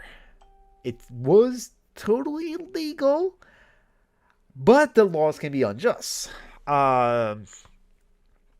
I'm just like saying to like I can't encourage my audience to like break the laws on Twitch because of Twitch US. So continuing on, determine with everyone involved what image you want to try to project. Non-violence peace activism suffers unjust police harassment, for example, and maintain it from the beginning of the process through the follow-up media and the court campaigns. Hold discussions in advance so everyone may be affected by a police raid know what to expect and how to conduct themselves and what their roles will be in your response. Make sure everyone is comfortable with the decisions made and understanding each other's like needs, and that's actually exactly what the Moms for Housing, yeah, that's their name, their organization, Moms for Housing, did in Oakland the fall October of, it wasn't 2020, it was 20, was it 2020? No, it was 2019, before the pandemic. Yeah. And that's what they did. They did everything non-violent. They were peaceful. Yet the cops and the state send in a bomb sniffing robot, and had a squad cars and the SWAT out there. I think there was a tank, or no, it wasn't a tank, but it was an armored transportation vehicle. So they send in the biggest guns in to evict unarmed homeless moms with their children in Oakland.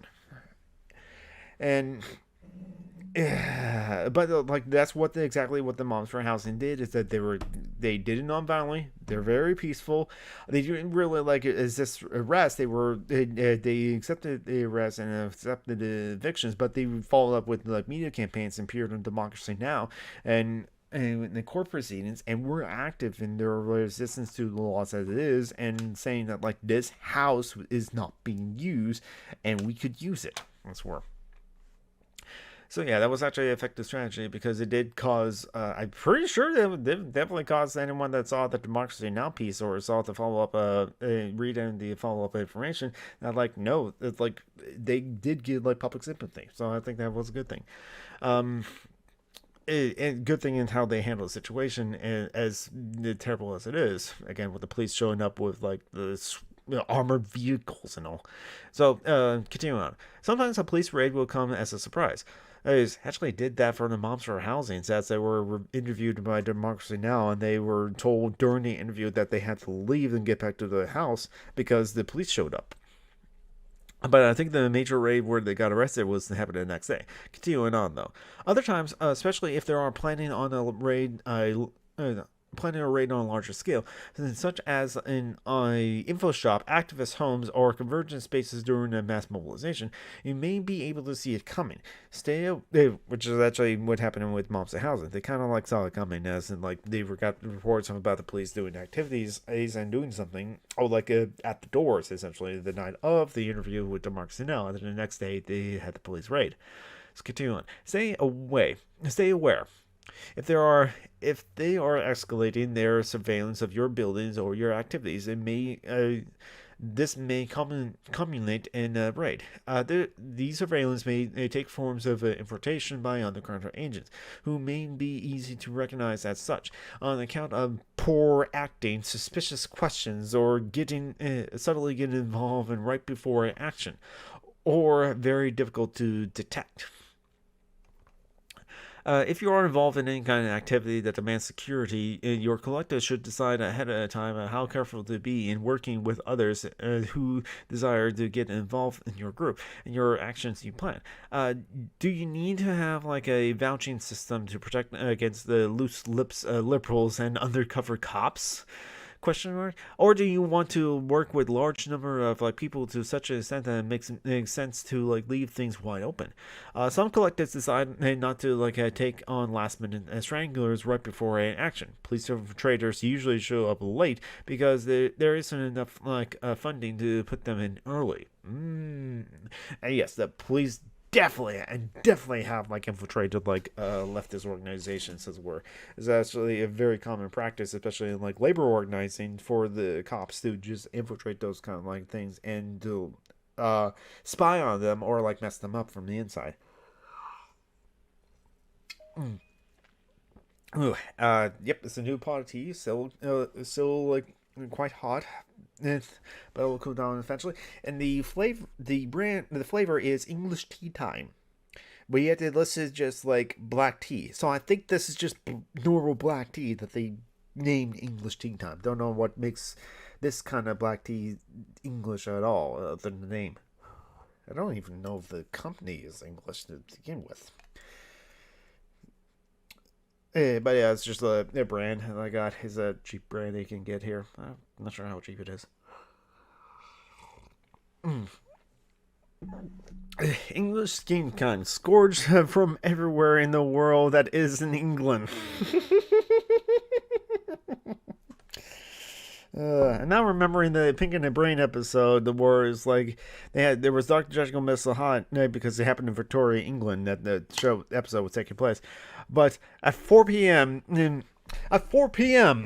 Oh wait, tea time, and everyone stop what they're doing at 4 p.m. for tea in England, in the UK, which is why Brain's plan was to stop Big Ben, the clock, at 4 p.m.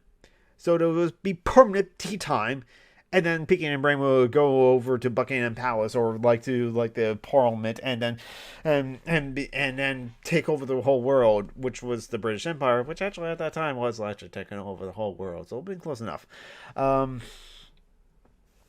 Irish breakfast tea. That would be actually interesting because there's also I mentioned before, and I have some tea bags still of English breakfast, and at least there is black tea that's blended, so it's a blended black tea. So it's black tea but other flavors in it.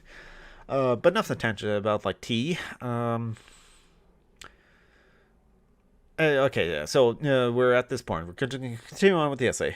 If you are on good terms with groups that are in dialogue with authorities, they may be able to tip you off when the raid is nigh. Likewise, local familiar with working with local police forces might be able to provide useful insights. For a serious raid, the police will establish a staging area a couple of blocks from the location, which may give away their plans at the last minute if nothing else happens. Sir Sire Lanka saying yes. Oh yeah. Uh, there are some groups that are actually on good terms with local authorities because, I mean, if it works, it works. Because maybe working with the authorities can actually make some positive changes, and it's part of the diversity of tactics. I may be raw revolution, but I can't advocate for it on Twitch because 46A and Twitch TOS.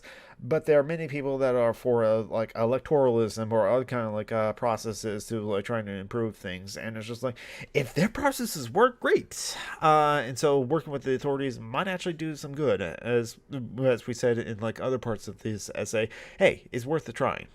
But so continuing on. In preparing for a potential raid, be conscientious of what you have on the premises and what can be found nearby in dumpsters and adjacent lots. Make sure nobody has any illegal drugs or paraphernalia, or recognizing stolen items or other materials which authorities could use against you. Unfortunately, maybe it has changed now with many states legalizing marijuana, and this was written in 2011, so it's well before that. So and as again listening to the podcast running from the cops, it kind of illustrated they were just charging people with possession, as it were. So by simply having joints or weed or even bongs on you, you were being processed, at least on the television show of cops and live PD, for having those things and being illegal, even though really should be treated as a slap on the wrist, honestly, if and even it's all against the law anyway. But yet there's but still other drugs that are considered illegal that are not yet legal, and with that process of actually finally legalizing things through the normal process of electoralism or referendums is a process. Can be slower than I would like, but it's a process that was happening slowly and surely. But still, is important to be mindful. And again, as this essay already established, is know your local laws and municipal codes, especially as that is important with dealing with police. So I'll continue on rereading this part. Make sure no one has illegal drugs or paraphernalia, recognizing stolen items or other materials which authorities could be used against you. Police officers will routinely confiscate such standard household items as paint thinner and PVC pipe and claim the possessors who are using them to make bombs. Such ludicrous claims will generally not stand up in court, but they can even enable the police to denounce your group to the public. They can also paralyze individuals, preventing them from participating in serious actions until their court cases are finished.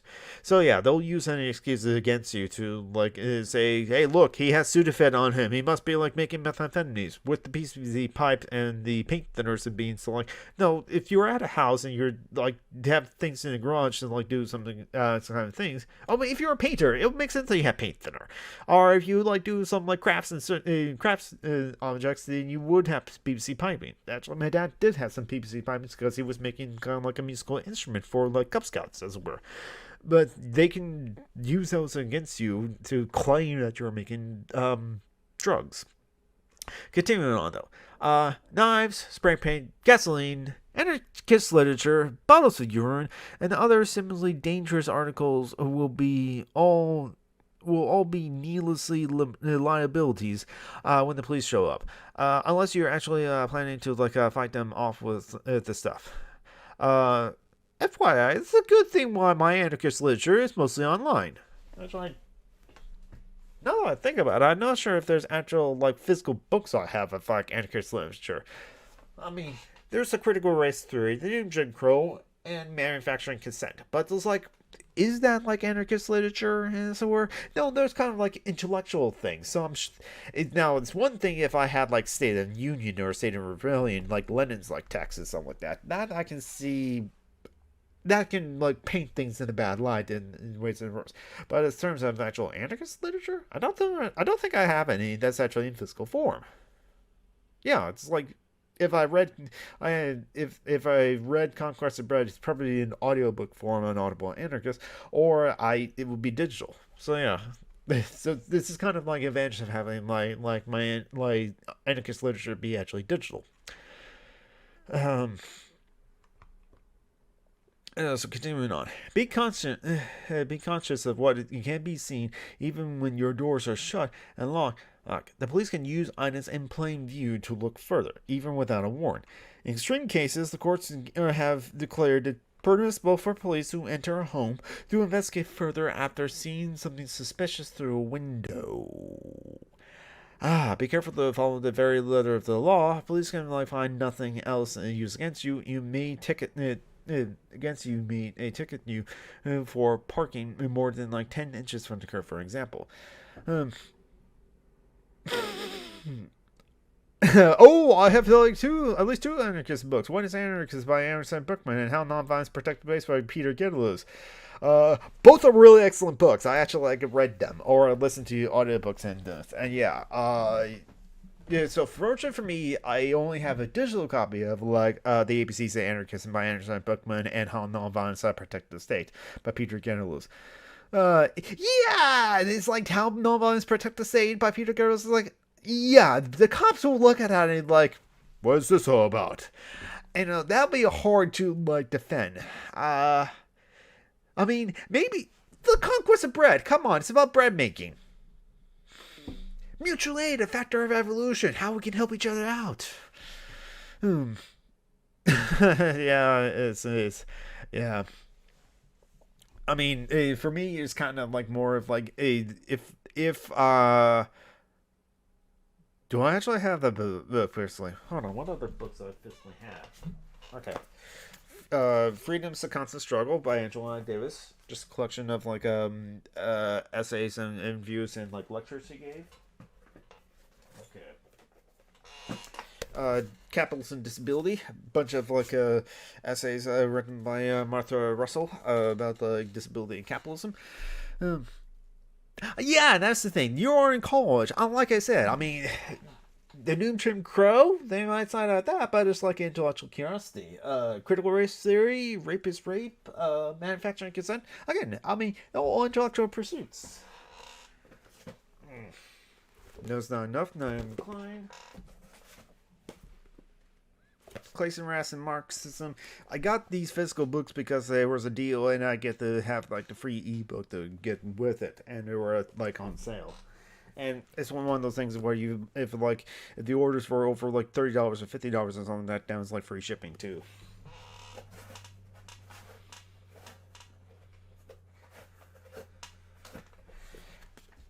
Okay, this one, the purple side of this one. From Black Lives Matters to Black Liberation. We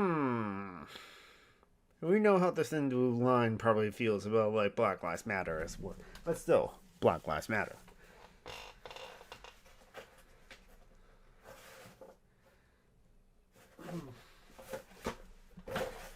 They might not like looking at this one.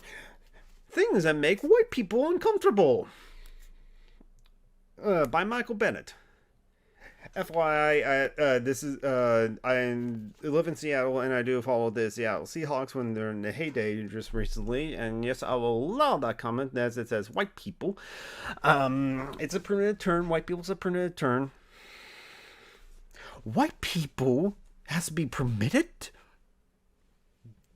It reminds me of the times I was actually banned for saying white people on Facebook. But Michael Bennett is a nose tackle for the Seattle Seahawks, the American hand-ache football team. But he also had an altercation with the police where he could have been possibly killed or arrested. But then the police officer's oh wait, that's a famous football player, Michael Bennett. He played for the a Super Bowl team, the Seattle Seahawks, and then he was let go conspicuously after that.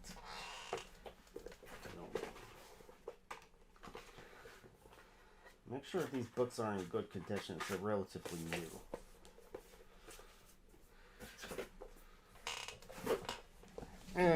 And then that's it. A history of sovereign and death and their representation. I want to read this in comparison to like David Graeber's death the first 5,000 years. But anyway, let's see what other conversations we're having in the live chat. I also have a T-shirt that says like sedition books, which is where I got my Berkman book, and it's an anarchist bookstore. St. Logan Center got shut down due to lack of funding a few years ago. It's sad that it got shut down. Oh, that sucks. But like the word sedition books though could raise some eyes to the cops.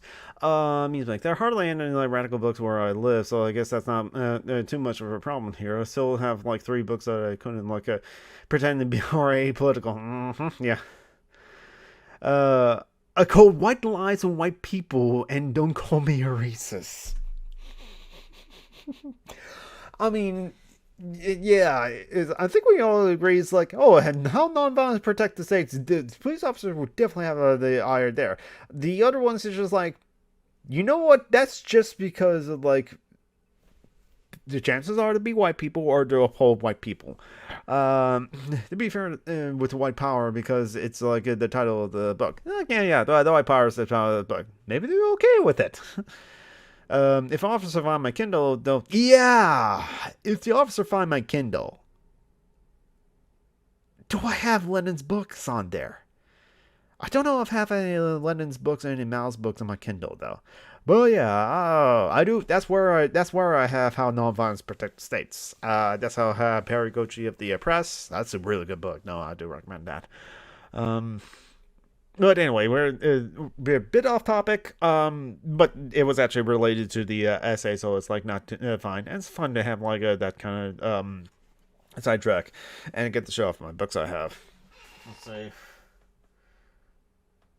Oh, okay. I have the Paris Commune, so I have a book about the Paris Commune. Yeah, that one is they're gonna sign it. Yeah, it sucks, but it was my intro to anarchism. I also am an officer of my college, LipMag, and in our photo for 2021, I was wearing my Sedition Books t-shirts, and my advisor, college professor, encouraged me to have it on in the pic. Nice, scary young wannabe. Yeah, that's actually cool. It's cool for your college professor also to encourage you to have like Sedition Books on you, because that's kind of like how the country of the United States of America, or what I call it, the imperialist corporations and white supremacy, was founded on sedition. If we lost the Revolutionary War, it would have been the Second British Civil War, or the British Civil War with colonies. They already had the British Civil War in the 1600s.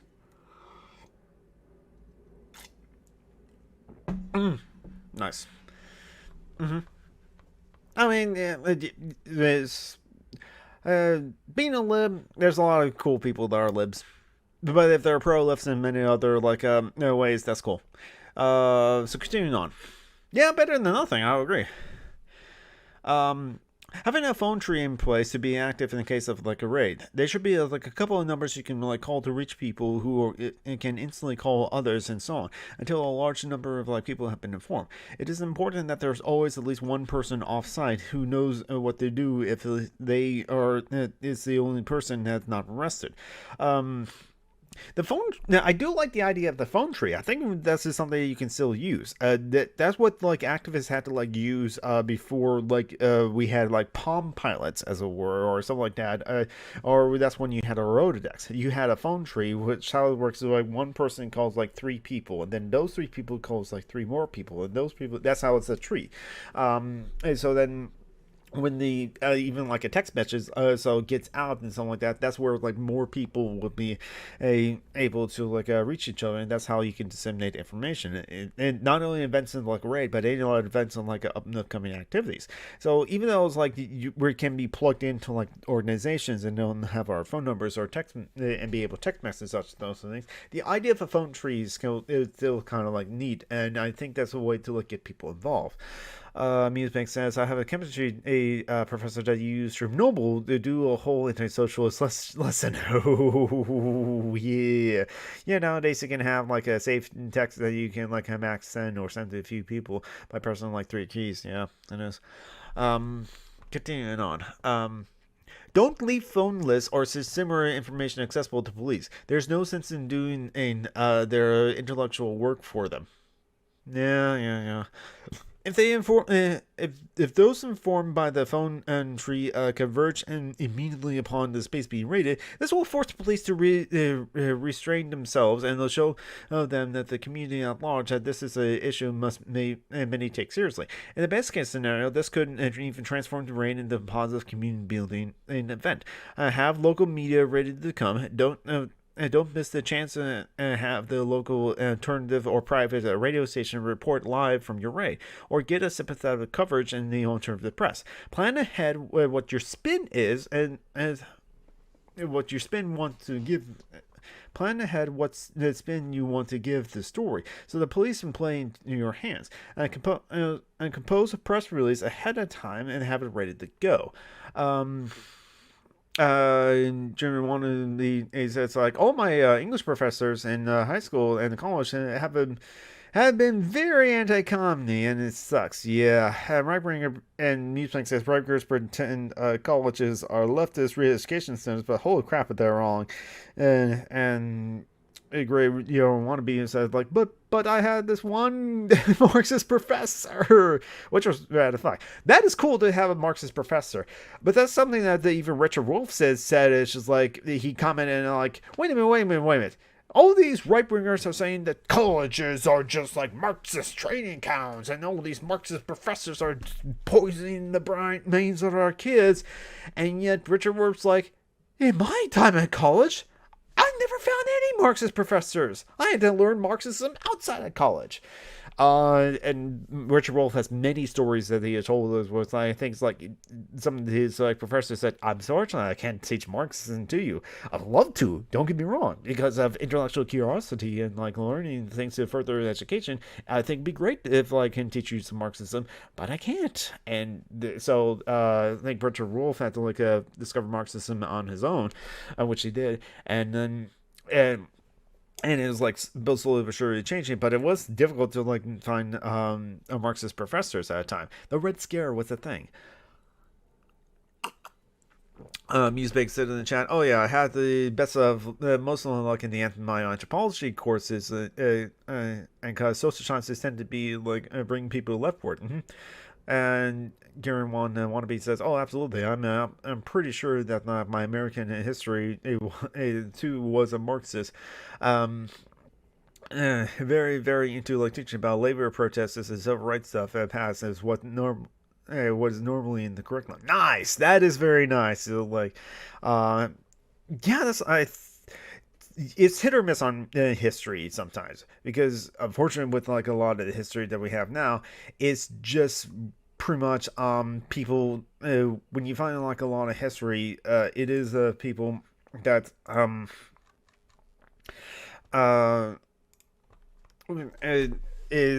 sometimes you get history professors that actually learn about the history and learn about the horribleness that happened in the United States as a war.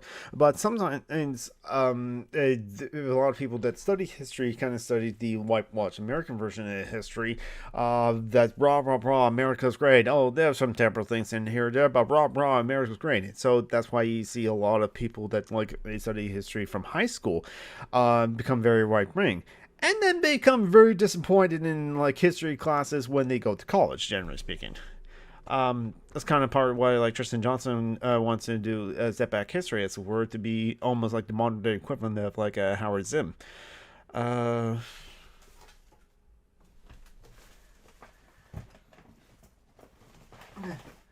I really need to clean up a room, but I also realized one other book that the cops may side-eyed as well. A People's History by Howard Zinn.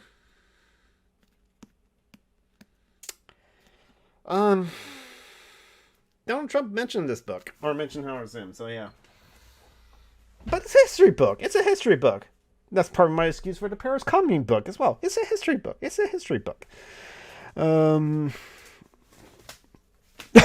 Oh yeah, Carrie wannabe said, "Yep, had more than one classmate that was pissed that we talk about racism so much."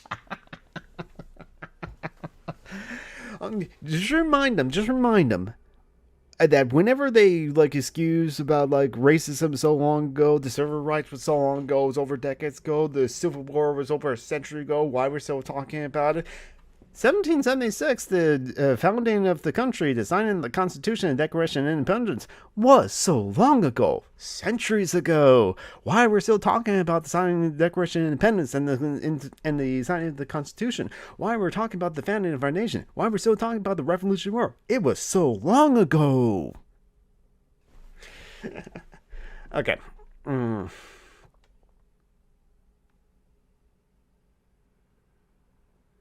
Okay, so I read this part, or out, so we're going to continue on and go to this part.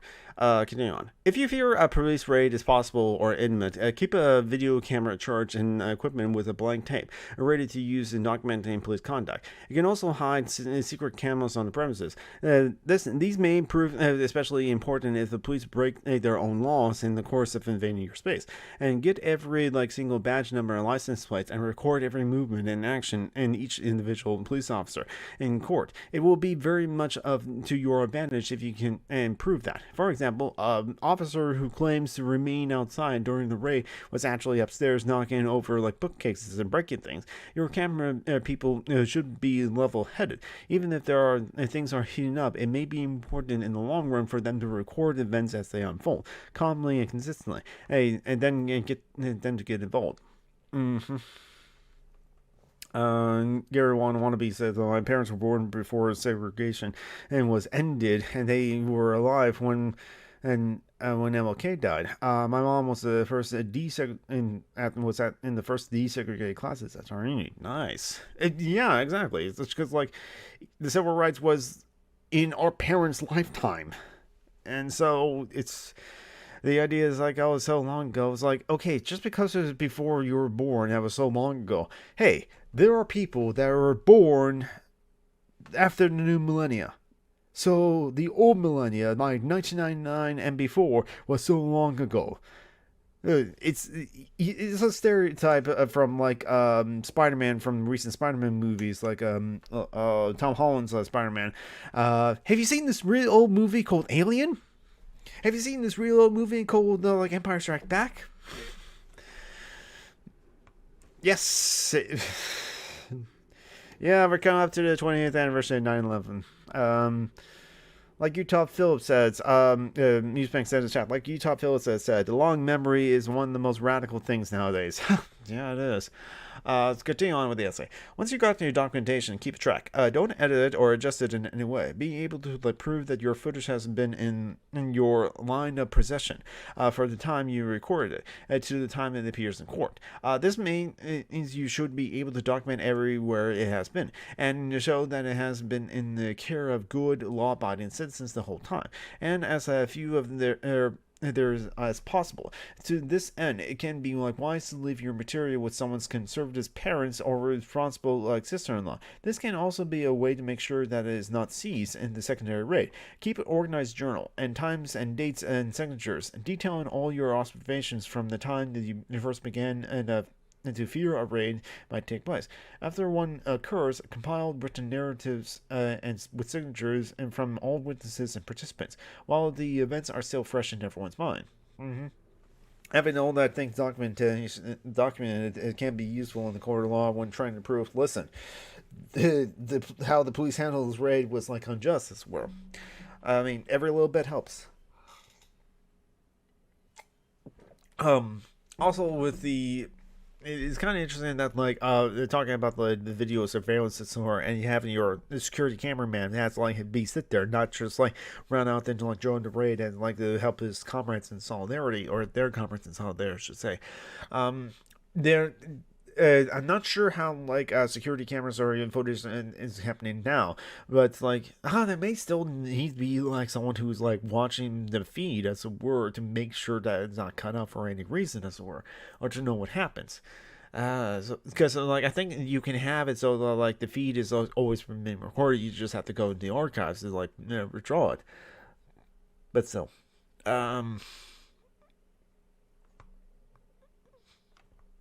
okay, so continuing on from here. If you're in the middle of organizing an action or campaign from the space that may be raided, make sure it will be crippled by a raid. Keep important materials elsewhere. Make sure that all the people in the pivotal organization positions are never in the spaces all at once. And see that there are other spaces to which activities can be shifted, especially a place to get back together after the raid, or there are ways to reestablish contact with one another and make sure that everyone is accounted for. When bringing in suit against the city over a raid, and work out the local chain of command and sue as high in the hierarchy as you can. Those who hold power will attempt to portray any misconduct as the amorous incompetence and individuals' underlings. Your job is to show that the raid was orchestrated from on high, and that the people at the top of the pyramid are to blame, if not the system itself. Get the best lawyer you can. The American Civil Liberties Union is generally a better resource than the National Lawyers Guild when it comes to violations of the Fourth Amendment rights regarding search and seizure, and First Amendment rights regarding freedom of speech. If you don't own the space that was raided, make sure you have the cooperation of the landlords. Emphasize that they too can get something out of the proceedings. Keep the media informed throughout the affair, and keep the pressure on. Meesmakes also said in the chat, long memory meaning an honest view of history or an acknowledging history. My actual personal memory is awful from years of poor sleep and a mental illness. There's something to that. There's also the whole science about a memory, as it were. But yet, as people would say, journalism is kind of the first step to history, because if it's happened today, it's journalism, and as later on, as things move on, eventually that journalism reports become history. It's kind of my 2 cents added to the discussion. I think this is the final section. Account. As we organize a convergence against particular ridiculous meetings of politicians, and it becomes evident that our city's Red Squad had eyes on us. We continued our work, though we realized that under the circumstances, we lacked the numbers to go forward with our original plans of turning the city into our playgrounds. We narrowed our focus and messages and decided our best bets would be to embrace the image of a pacifist peace activist. This would give us the advantage should the defenders of power attempt a smear campaign against us. Having established this strategy, we decided that the weekend would go ahead as planned, with a festive street march and demonstrations outside the hotel where the politicians were meeting. Meesmak concurs that, yeah, the journalists of today are the historians tomorrow. Continuing on. As the dates for the action approaches, we saw a steady increase in police traffic around our collective spaces, which was serving as a meeting and organizing point for the demonstrations. On multiple occasions, we experienced the unique pleasures of visits from undercover cops. Keeping tabs on liberal organizers we knew maintained ties with the police, we received additional clues that we were facing impending state repression, which was likely to take the form of a raid on our space. I forgot to mention this about the undercover cops, as they regularly do actually infiltrate leftist organizations, leftist activist organizations, environmentalist activist organizations as well. Now, in the UK, there were some undercover cops that were in leftist organizations for 6 years, and were so deep in those leftist organizations, they actually had a relationship with some of the activists, and in one case fathered, or in a couple of cases, fathered 2 kids. And then once the sting operation that the police had was done, they left. And it was just oh yeah, I turned out I'm a cop, then just leave. Yeah, it's fucked up. Yeah, the Guardian reported on that. I think a follow up is that like, yeah, that is like horror movie shit because like for 6 years this person is undercover, so is under a different name, and then just leaves the next day, and then you find out later that person was a cop and he was doing a spy operation on the organization. The Guardian did follow up on it and said that like actually there was some compensation that like the Metropolitan Police of I think London did for the activists that he spied on and lied to and had a relationship with and fathered 2 kids with. But it's still fucked up that like the police was able to do that from the beginning. And again, all to spy on the leftist organization. Yeah, it is wild. Musebank, the Musebank said, "How could someone be so dedicated to make up an entity that doesn't even care about them? It's wild." Yeah. So continuing on with the essay. Oh yeah. I agree. Musebanks. Continue on. We made as a collective We met as a collective and resolved to act preemptively in order to minimize any possible harm we would suffer, and, if possible, humiliate and expose the police. We started by compiling a phone tree of our friends and supporters in the community, as well as like a list of local media contacts. Drawing on the proceedings established by numerous police invasions of autonomous spaces that summer, we took a number of precautions, such as removing items that had justified earlier absurd charges against revolutionaries. For example, we removed all kitchen knives and vitamin C pills, since cooking utensils and supplements have been considered weapons and drugs in other raids. Wow. We also cleaned the spaces and planted new flowers around the house, hoping that it would make the police look even more ridiculous should they choose to intrude on our space. Look, you're stepping on our flowers, essentially. Continuing on. We stockpiled photos like video cameras, tape recorders, notepads, and other recording devices and spread them throughout the house, both openly and covertly. We made sure that at least one of the collective members was downstairs at all times, that our door was always locked. Though this was particularly difficult with so many people coming in and out. People could not risk arrest stay at the locations. People who could not risk arrest stay at other locations.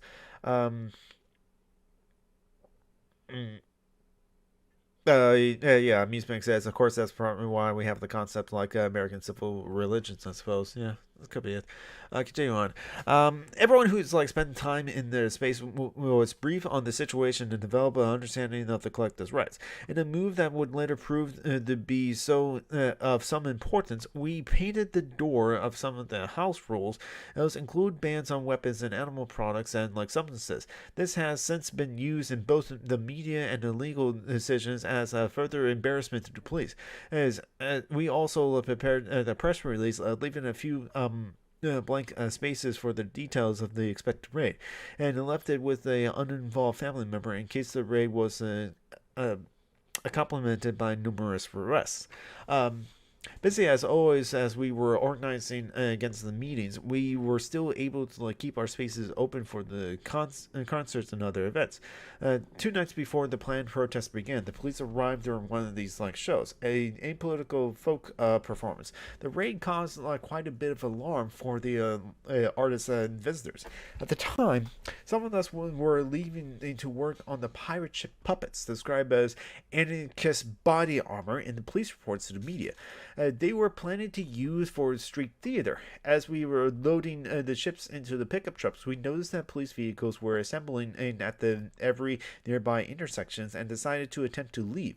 As soon as we began driving, we pulled over for the most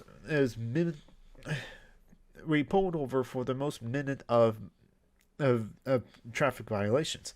We called back to the space where police were already knocking down the door, set in motion our well-planned phone tree, calling our lawyers and leaving reports on answer machines, and informing scores of friends that we were in trouble. It turned out that the police had used a supposed fire code violation to get in the house, because it is standard practice in our city for housing inspectors to be protected by police. Each cops and each inspectors were followed everywhere by comrades from our ranks who documented everything. The police went through our book sections, our kitchens, our desks, our basements, our storage areas, or even our bathrooms, not to mention the personal belongings of those living upstairs. They searched our whole house and the squad in the house next door. They towed our cars on a ridiculous pretension that they were parked 3 inches too far from the curb. In the end, they didn't use violence or arrest. They just hoped to scare us and revealed our supposedly violent machinations to the public. He's making sense in the chat. An American civil religion is an actual sociological theory that looks at how people develop a religious reference for the state. And we can see it happening as early as Manifest Destiny and the belief that the United States was essentially a mechanism which would civilize Turtle Island. Yeah. And Turtle Island is like what the indigenous call North America. Or various different indigenous people call North America. Yeah, Turtle Island. I like that name, Turtle Island, honestly. But yeah, but I want to mention something about the pirate costumes that they were making. The pirate ship puppets, as it were, described as anarchist body armor. Hello, how about down on? Yes, it is. It's been a while. How you been?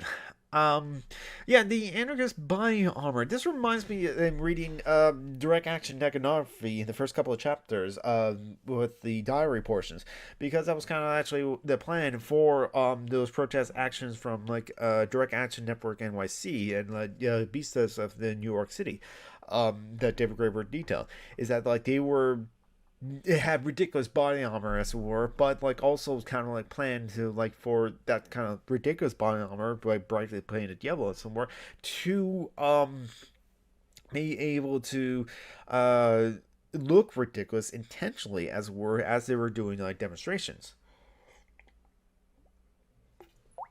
But I guess the police were kind of aware of that, so the street performances that these anarchists were doing for the pirate ship puppets got described as anarchist body armor, apparently. Well, that was the thing. Right. So this is the final part. Okay, so continuing on. This is actually the final 2 chapters of the essay. So we're going to finish up, and then I'm going to switch over and do something else afterwards.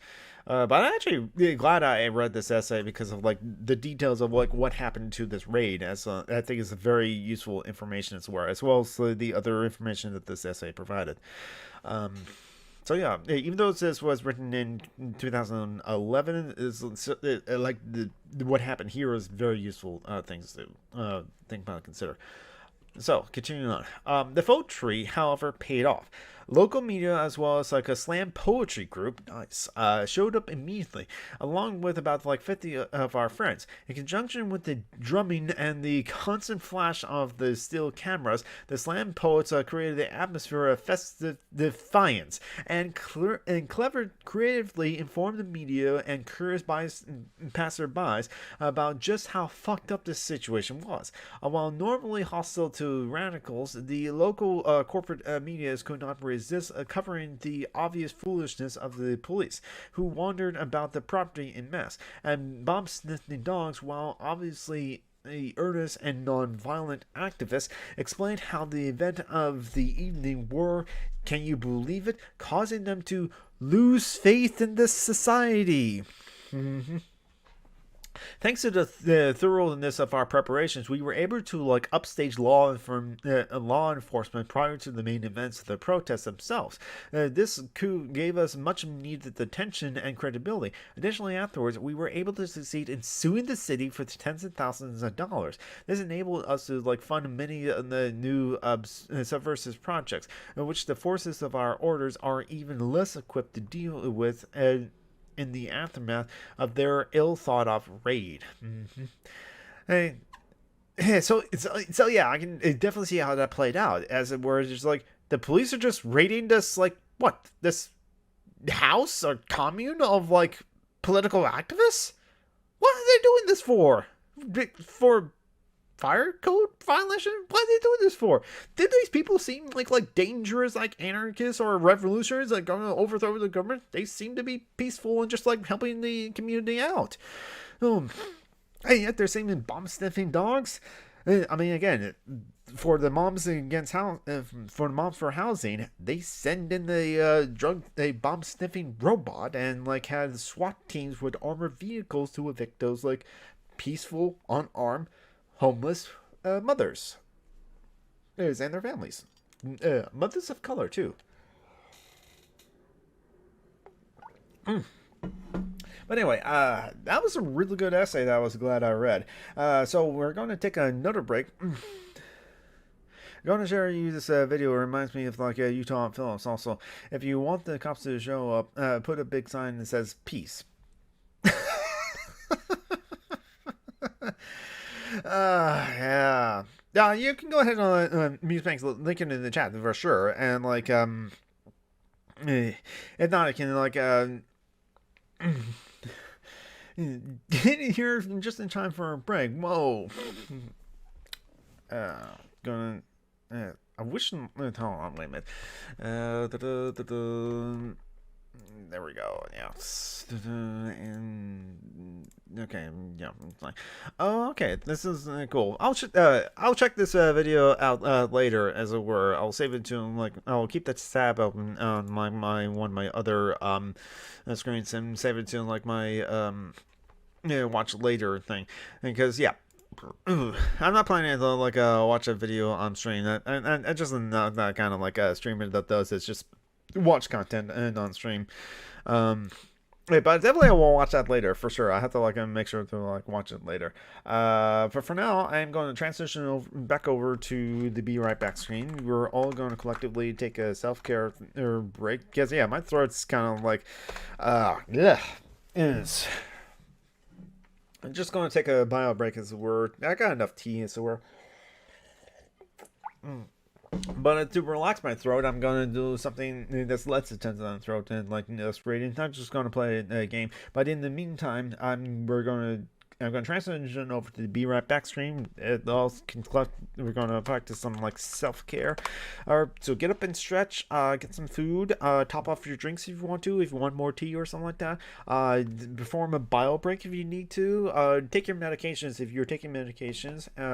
I'll switch over to the Be Right Back screen, run a 6-second ad break, and update the stream titles and all as I switch to a video game, and I will be right back.